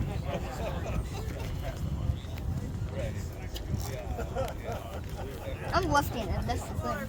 It don't matter, I am too. Did you see how I done it? Of course, we had a lot of junks. Because you can, if you can turn the crank around to the other side. But I always fish like this. He's showing you, Christopher. It's a push button. That don't matter what hand it is. Push, bro. See? Don't make a difference, though. But look at here. I'm goofy, okay? I'll admit to it. But me being left-handed, I always held the pole in the left hand, take it out, cast it, and then I'd reverse it and I'd crank with this. That's the way I learned how to work. I average like 42 dollars. Now, it's like a shotgun. When I was your size, you couldn't find a shotgun, couldn't find a rifle, or it was left-handed. I don't What? shoot left-handed. I shoot right. You shoot right-handed? He shoots right-handed. He writes left-handed. You know why? You shoot right-handed? It's your right eye dominant, I'll bet you. Take your finger like this. Close one eye. Tell me if the finger moves. Still same spot? Close the other eye. Like me. Okay, I'm left-handed, but I'm right-eye dominant. When I do this, and I close this eye, this finger moves over here. But if I hold it here and I close this eye, that finger never moves. That's how you know your dominant eye for your shooting. It's like a pistol. I said, I'm really screwy. I still have to shoot left-handed, so I switch and I shoot pistol left-handed, but everything else right. And that's your pole. Why are you letting me hold on your pole? Boy, keep better tracking your stuff here. What are you telling him? He did. He did. You're welcome. This takes care of him. All right. All right. Need some fishing reels. You want to mess with some of them, see if you can get them working? Do any of them work? No, he's saying they're like parts ones, you know. Oh. Some of them you play with. That's missing a crank. There's all kinds of pieces and parts in there. Would you mess with them? I probably could. I did. I go magnet fishing. Mm-hmm. I found a reel handle. Really? Yeah. Cool. Would you tinker with them any? Try to get them going? Probably did. You take that box with you. I'm sure. How about these? You ever seen them? Them old open face reels? Huh? People call these open face. Yes, I have seen them. These are actually open face bait casting reels.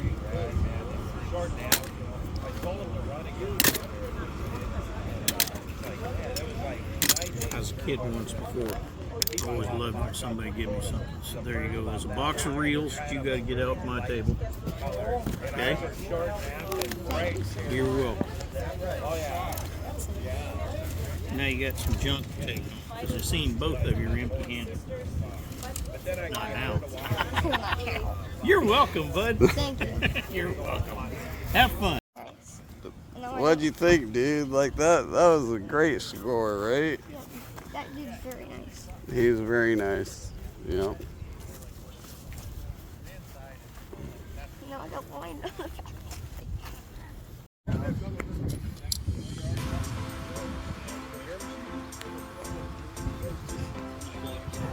So it's a really goofy chain, really weird long length. Get up, wait for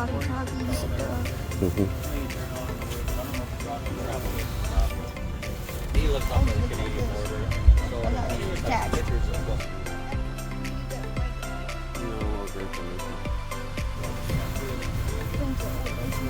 Yeah.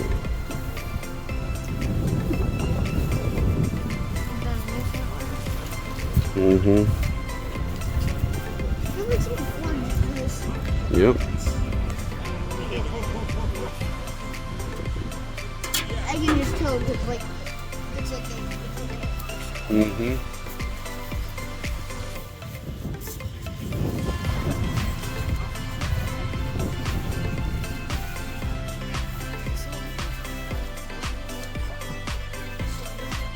Yeah, that's probably an antique.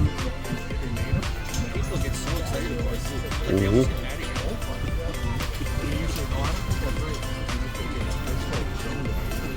These are like collectors.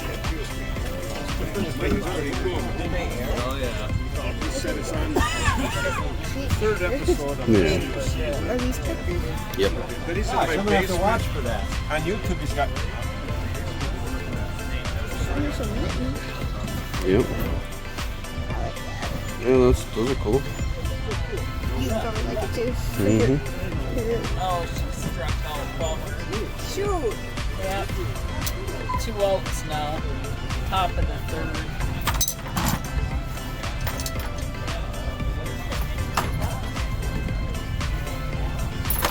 It's fast. It's a softball.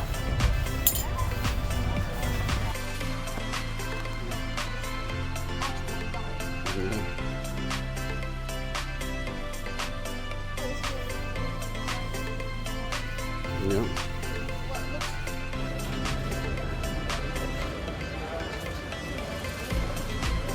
It's all Minnesota trap lines.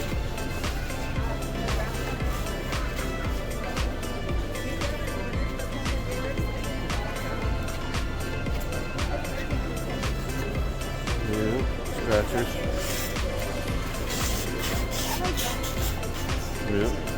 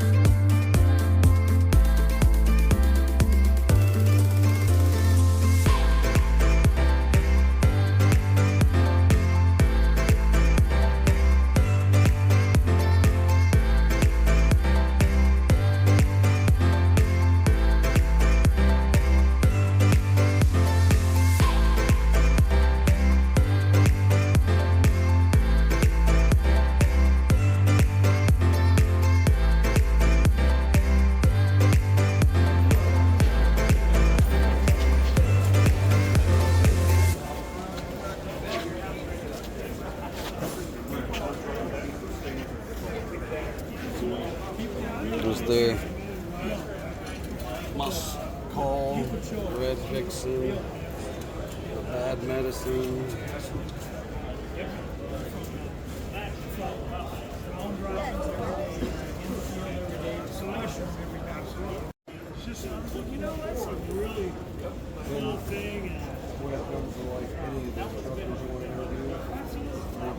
it's just up to them to come out and make them. Yeah, absolutely. It's got Duke traps. There's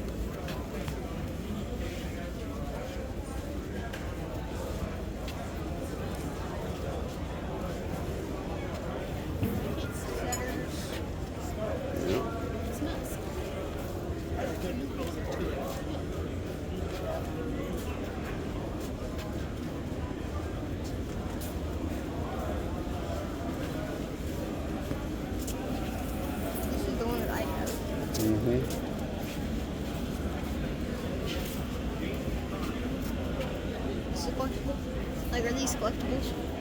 Yep.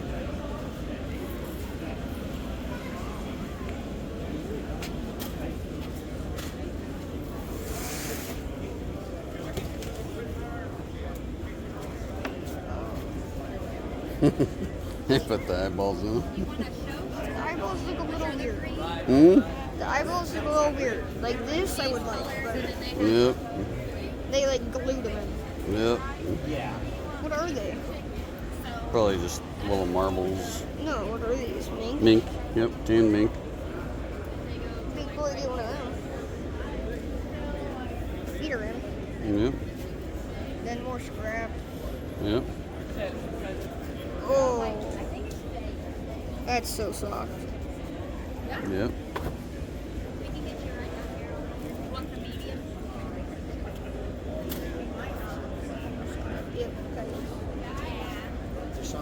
Oh well. Can't reach over and get it too late. It happens. I don't like the reach. Just beaver. Sheesh. Just dark beaver. These are pretty Real dark ones. pretty darn flexible ones. This is a black bear? I think so.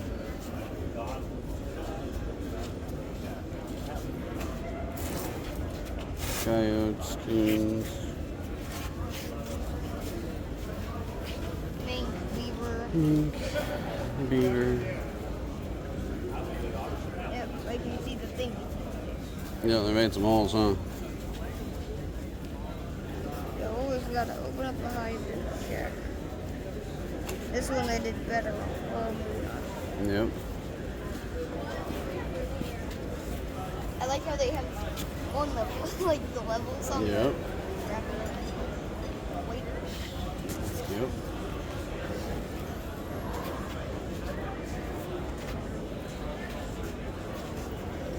No, I got she traps. Small beaver. Yep. $20 for these. Yeah. Kit. Like, I mean, I get the point if it's small, you would say $20 for it. Yep. How small it is. But other beaver are bigger. And Yeah, it's still right, more yeah. money. That's the actual, is that, there's still the meat and everything in that muskrat. It might be like a polyfill or something. Yeah.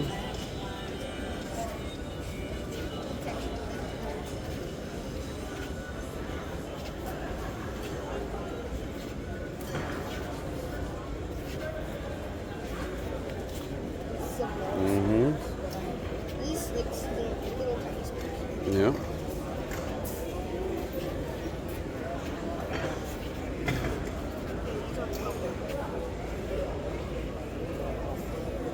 And those.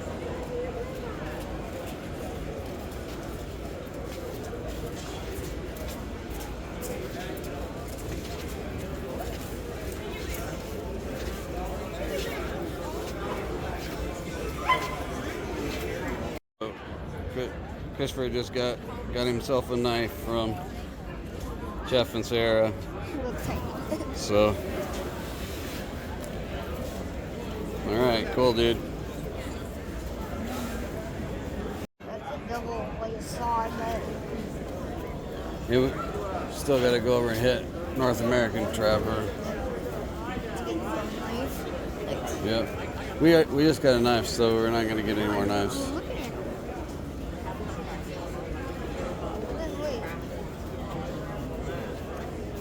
like this one. You like that one better? Can't we just put that one back? I'll ask. Can he swap this one for this one? Oh, yeah, that's Okay, okay. Thank you. So, alright, we'll put that one in the... Alright, let's go over to North American Trapper. Check him out. Yep, cool. Yeah, Don, if you don't like Don, that says something about you. Kind of like the color of your bird. Yep. That's what I tell people about my father. If you didn't like my father, that says something. Rabbit snare or whatever. You can dislike me. I'm an ass.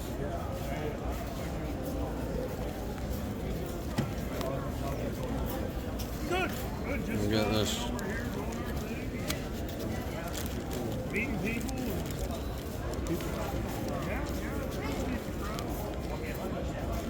Yeah. You didn't drag Jack with you? Well, it gets a trapping basket on the back. It's nice meeting you. Yep. I walked away. Alright.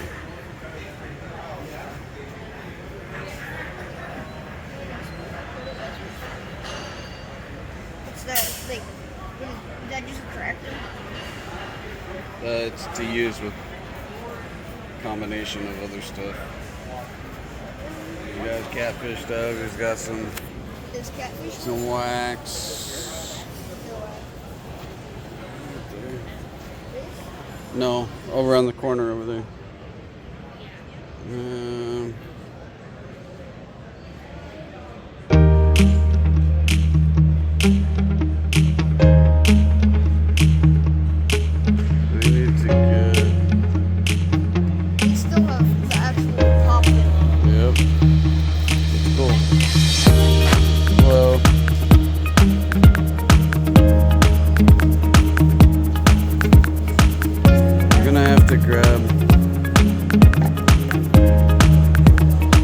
Grab a couple of these.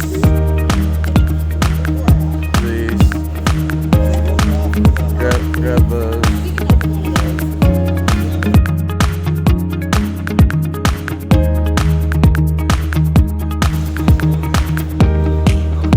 You shoot this stuff up. Yep. Yeah, like, you would just shoot it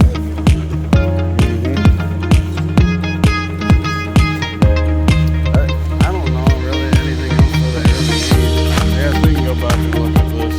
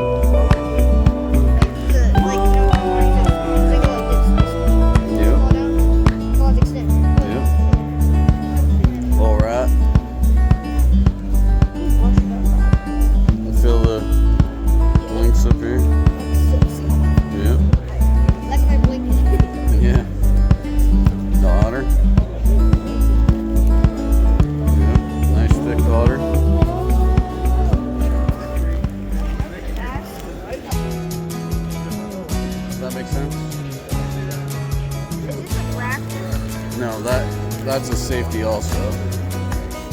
Goes on a like 220 or so it stops it from.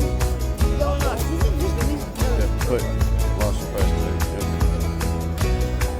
It's basically another spring, but it's easier to set. It's a safety, so that it doesn't open or close on your fingers or your arm. You should probably use it. Huh? We've got a couple safeties, just don't use them.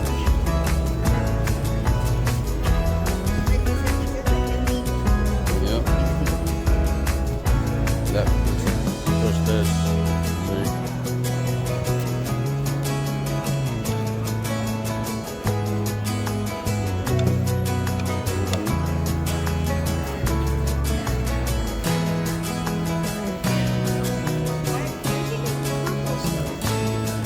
It's to get girls to buy it.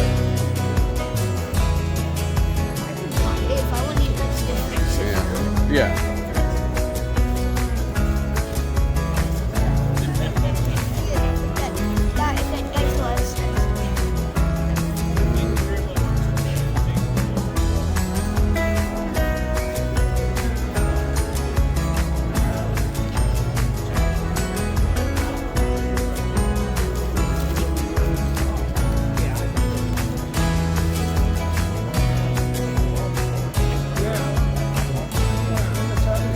Soft stuff.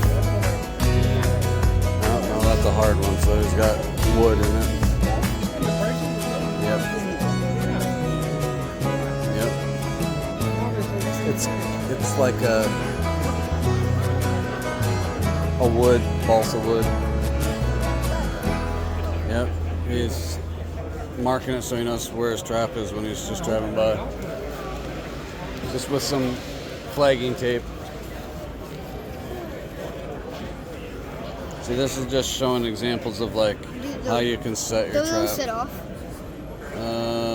Yes. No. He's got this so that it won't. Let's test. No. I'm not doing all this. This is Hags. This is where we get these.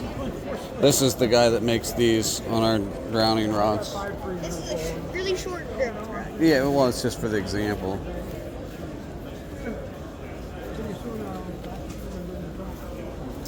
I want to go back next time.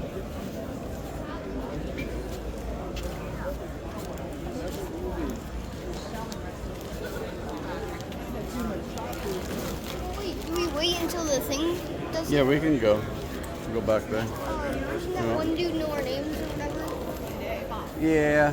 Next gen? Dude, that's over there. Next gen. Yeah, do you think he'll see it?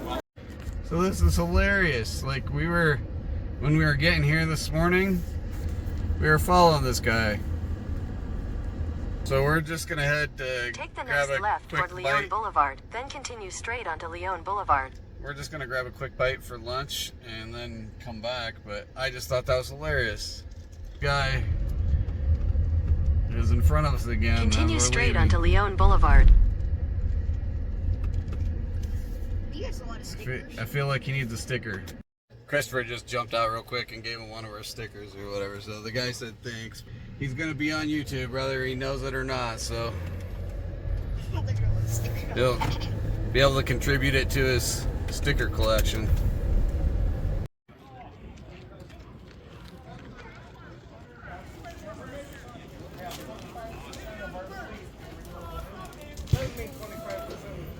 Say how much. Yeah, it doesn't say.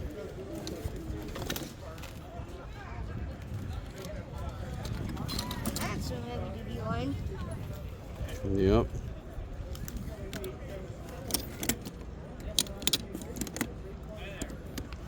This is like kind of broken stuff. Yep. Some. Oh, they're $5 each, it says. Oh. $5 each, yeah, that's probably a good price for each. You don't really need any, dude. Yeah, we just gotta go inside. Yeah. Let's go look, see what's on the other side. There's a right-handed spinner. Right here.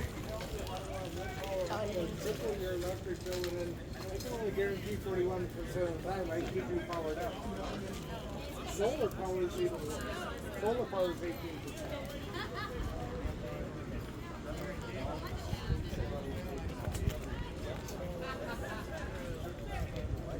But you know why? No one would invest in energy if they fucking tax credit. That's why it's all and that together is not that Hmm?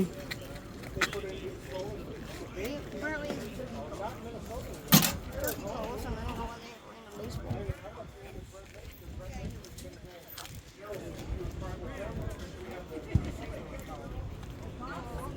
Yeah, because you know who does it. You got some like random ice, like big bills. This would probably be a good kitchen knife if we chunked it out of it. Mm-hmm.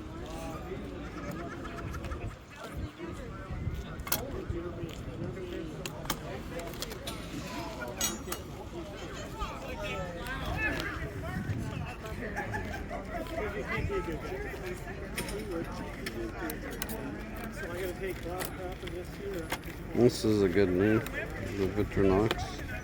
How do you know Victor's a good brand? It's a semi-stiff.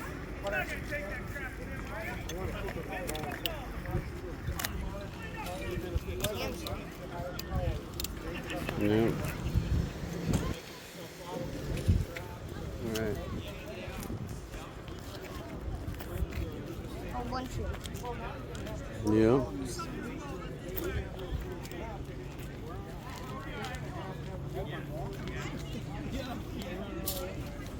Yeah, as I said, if I knew maybe like Bob was out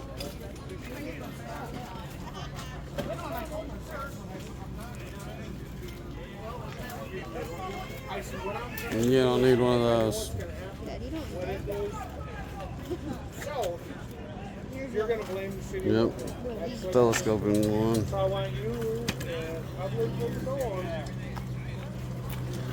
Those boots are too big for me anyway. They're probably going to be too hard to pull back. Yep. Because if I shut you off, But it would be good if I was older and Yeah.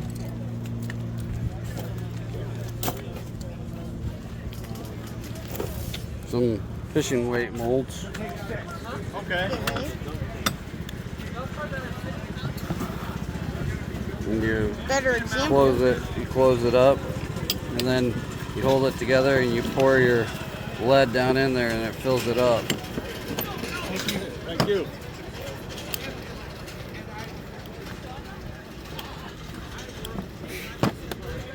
And those are for jigs. That make sense?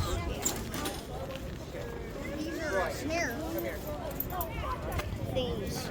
No, not those. No, that's a water set.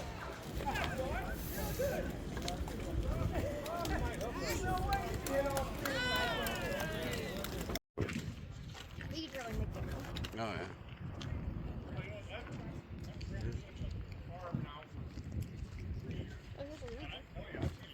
Yep. Oh, that's probably like a thing that I was looking for kind of deal. Yep.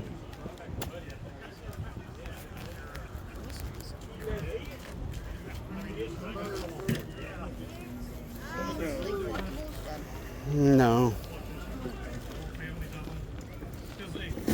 Take them out. I got to go over here. I can't fly or nothing yet, but These are like.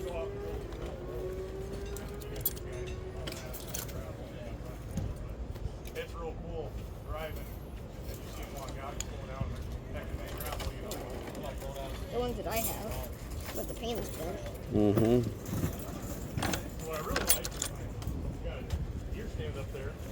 And I got 7 time walk out front. And sitting there.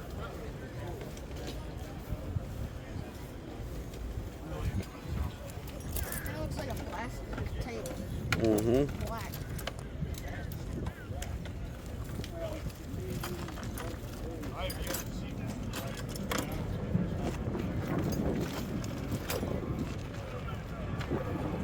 Yeah.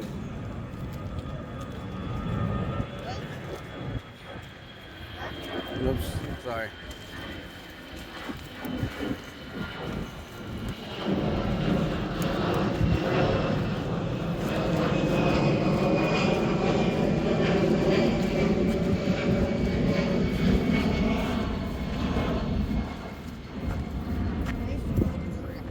Yeah, they still have the tags on them, don't Well, some.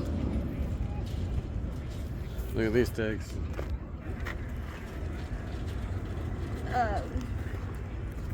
ES50. Yep.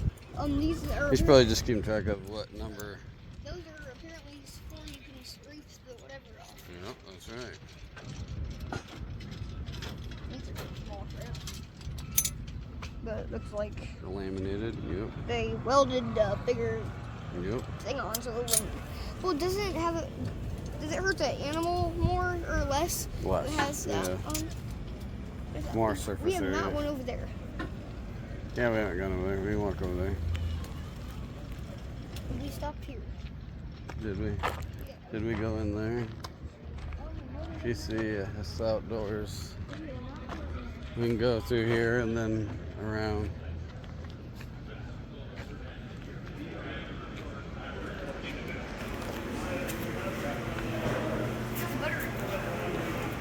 Yeah. That's where you got your beaver knife.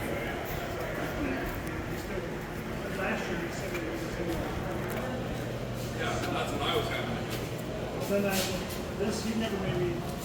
Afternoon. Hello. How you gentlemen doing today? We're doing just fine. Finding all the good stuff you need? Oh yeah, multiple trips, you know. Oh yeah. Pay to get in, may as well make it work. Right? Yep. That's cool. Yeah, that's cool.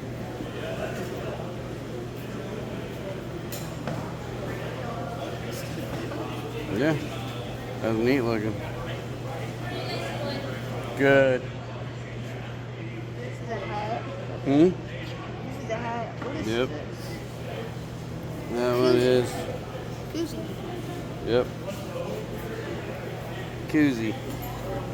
Coyote koozie. You like that skunk cat? Kind of? Maybe a little bit?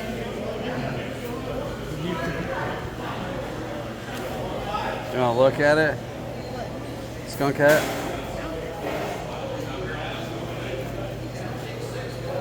You can try it on if you want to.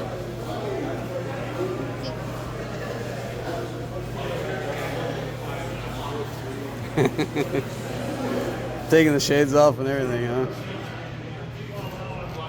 Here, let me help you.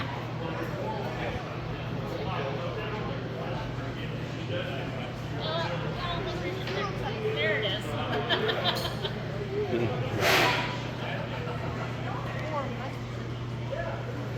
What? Very warm. I bet. Yeah, its fur is warm for sure.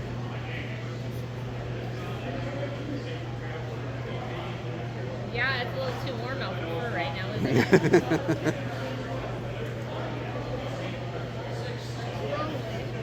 Well, I know. Yeah. Thank you.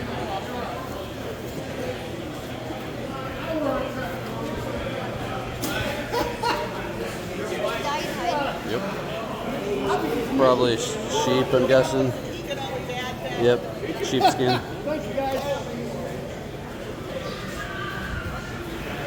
Oh, this is. Yep. It's like a hat, like a long hat. What, this? Yeah, they all are. That's cool. A Mhm. bobcat, too. Yep. Cow. Yep. It's cowhide.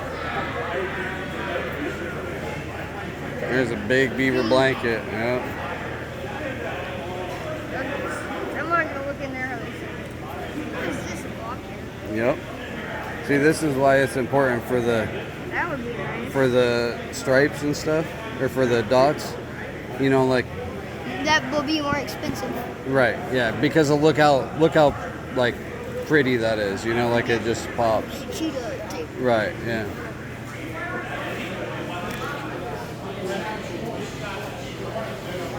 You want to go down one side and back the other, so we don't get kind of all mixed around. Dakota Trout Unlimited. We don't really have trout, bud, so.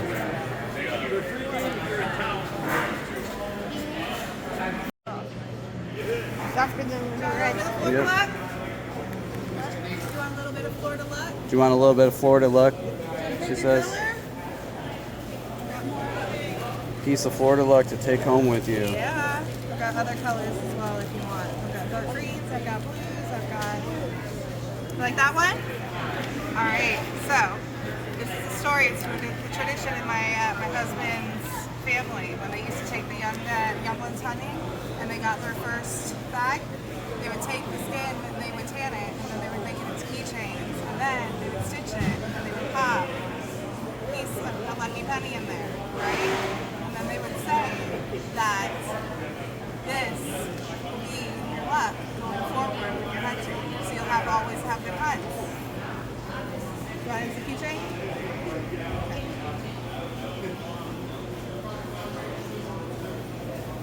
You having fun today? Yeah. Awesome. Great, there you go. So these are all of our fur bearers that we have in the state of Florida. These are going to be north and middle of the state. And then you've got iguanas, which are going to be lower in the south. And then we've got all of our reptiles, our skins over there, and then South Florida. So this is what we trap in the state of Florida. You can touch anything you want. Yeah? Okay. Yeah, there's one of those stickers for you too. You got any of these? Come on over here.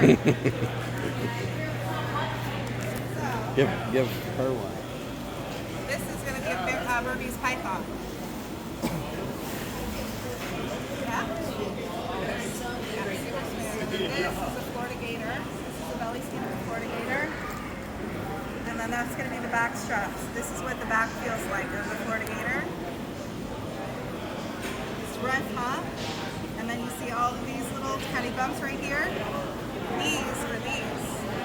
So they work like basically a coat of armor. They're little plates that protect the gator, but also with the little dots are, those are all nerve endings. So that's how the gator feels something in the water. You can touch it. And then we've got teeth too. These are gator teeth. So this snake is about 9 feet when we caught it. And then it's from this one. So this is going to be a hatchling, it's about 18 inches long. It turns into this in about 2.5 years. I'll show you. How you doing, buddy? Pretty crazy, huh? We have a YouTube channel. Okay. I love your family. Oh, awesome! Well, enjoy. Let us know if you have any questions, okay?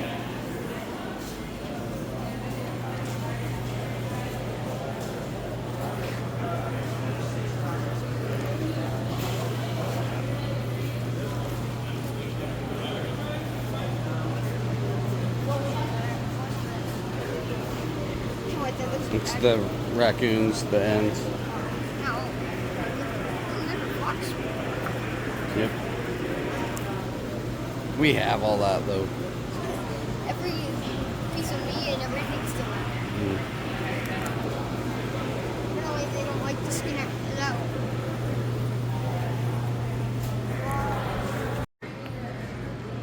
This is what they do with some of the fur. I can tell what that's I Yep. can tell it's only fun. Yep.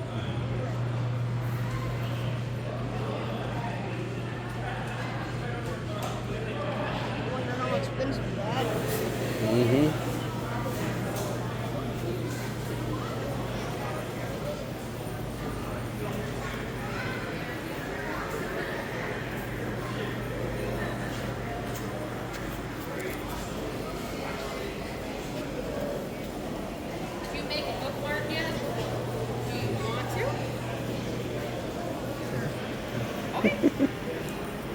So, we've got different stamps here, paw, buffalo, a couple different insects.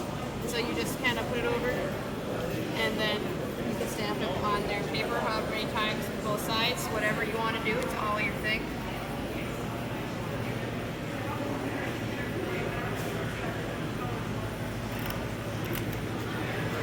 Very nice.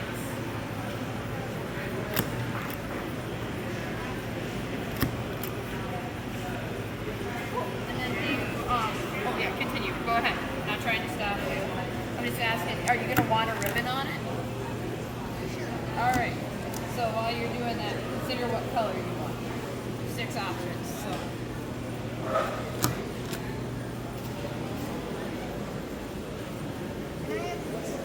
Yeah, for sure.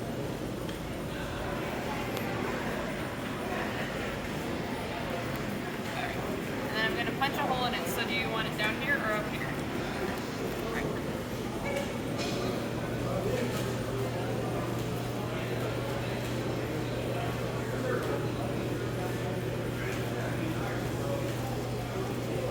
You having a good day so far?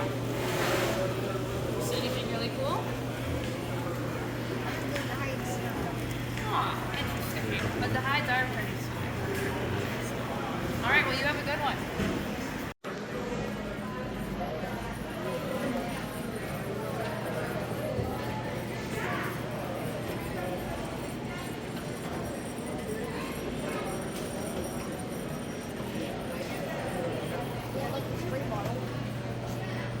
Mm-hmm.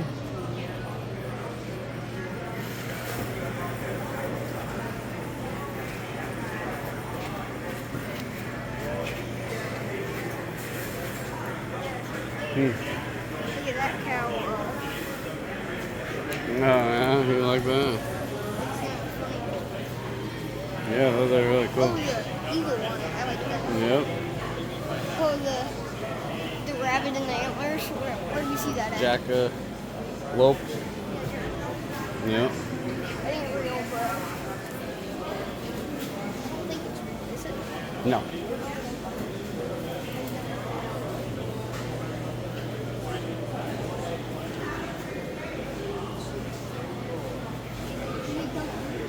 Yep, you can go in, walk around.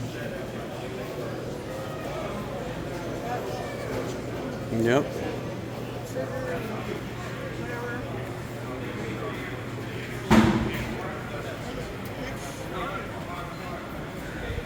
Yeah.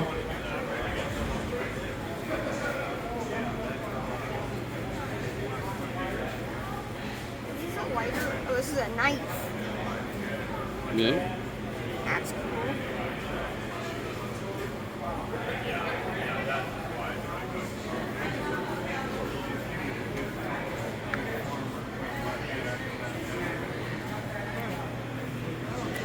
Cold knife.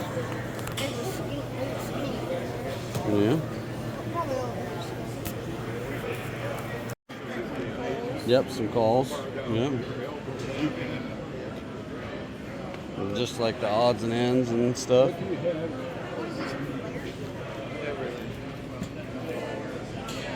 I'll let you have the whole booth, a fan, a chair, the whole thing. Mm-hmm.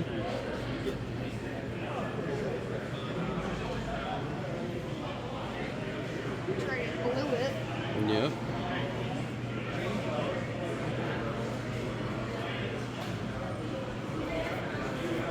So I was in the fire department, and I served 10 years as captain.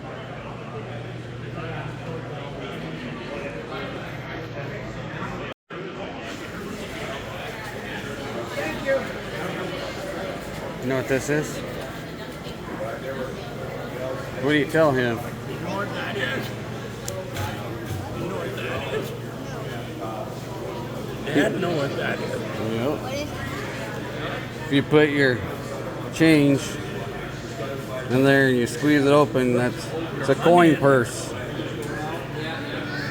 And my grandpa gave me one of those when I was little. You know what this is? No, I don't. Ask him. That's a prototype of this. This is the first trap that we made. This is the first trap that we made just like this. Do you know what it catches? It,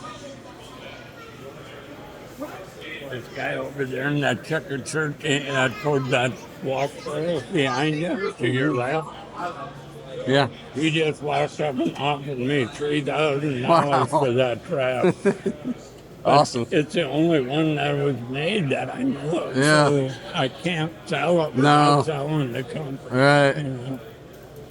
He started out at 25 and he said, I'll give you 3,000. Now he's wanting to trade me 2 bear traps for it. I know I can't. Yeah. Now do you see what it does? Yeah. See? Okay. And then you can turn them loose.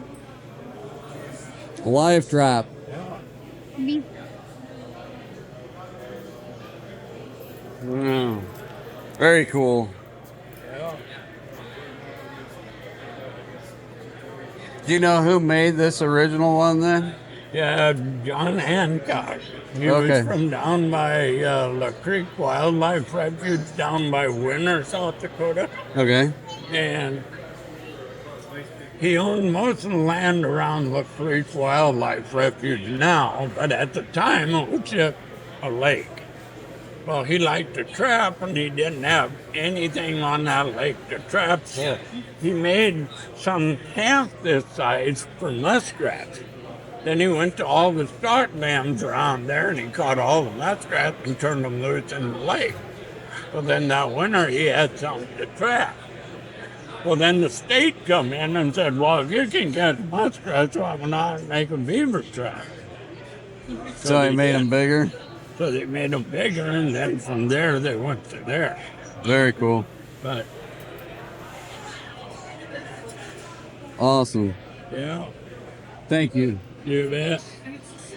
Yeah, I'm going to go look at this guy's bear trap, but I'm still going to tell him no.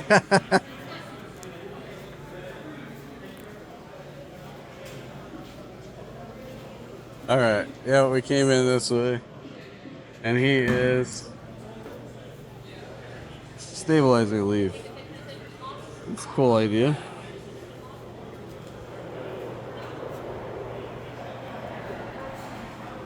Yeah, it's neat. It's cool. Basically, what they do for martin on a mountain, and they Right. cut down part of the tree, then they just. Similar. Yep. Either wall. All right, guys. We just got to our hotel checking in, and we're at the hotel checking out the pool now. So, what do you think, dude?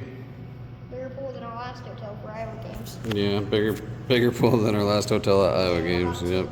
And they got a little hot tub. Yep. Didn't have a bathroom in there. No. All right, guys. We just got to our hotel, and we're checking out the pool now. And Christopher, what do you think, dude? Looks good. Looks good. It's a decent sized pool. It's got a little hot tub back there in the corner. Big area. So we're gonna go back to our room and relax a little bit. All right, so we got back to the room, and Christopher's telling me this is the most comfortable chair he has ever sat in. So I have some video editing to do. That's what I'm going to be working on. So hopefully I can get some of this video out.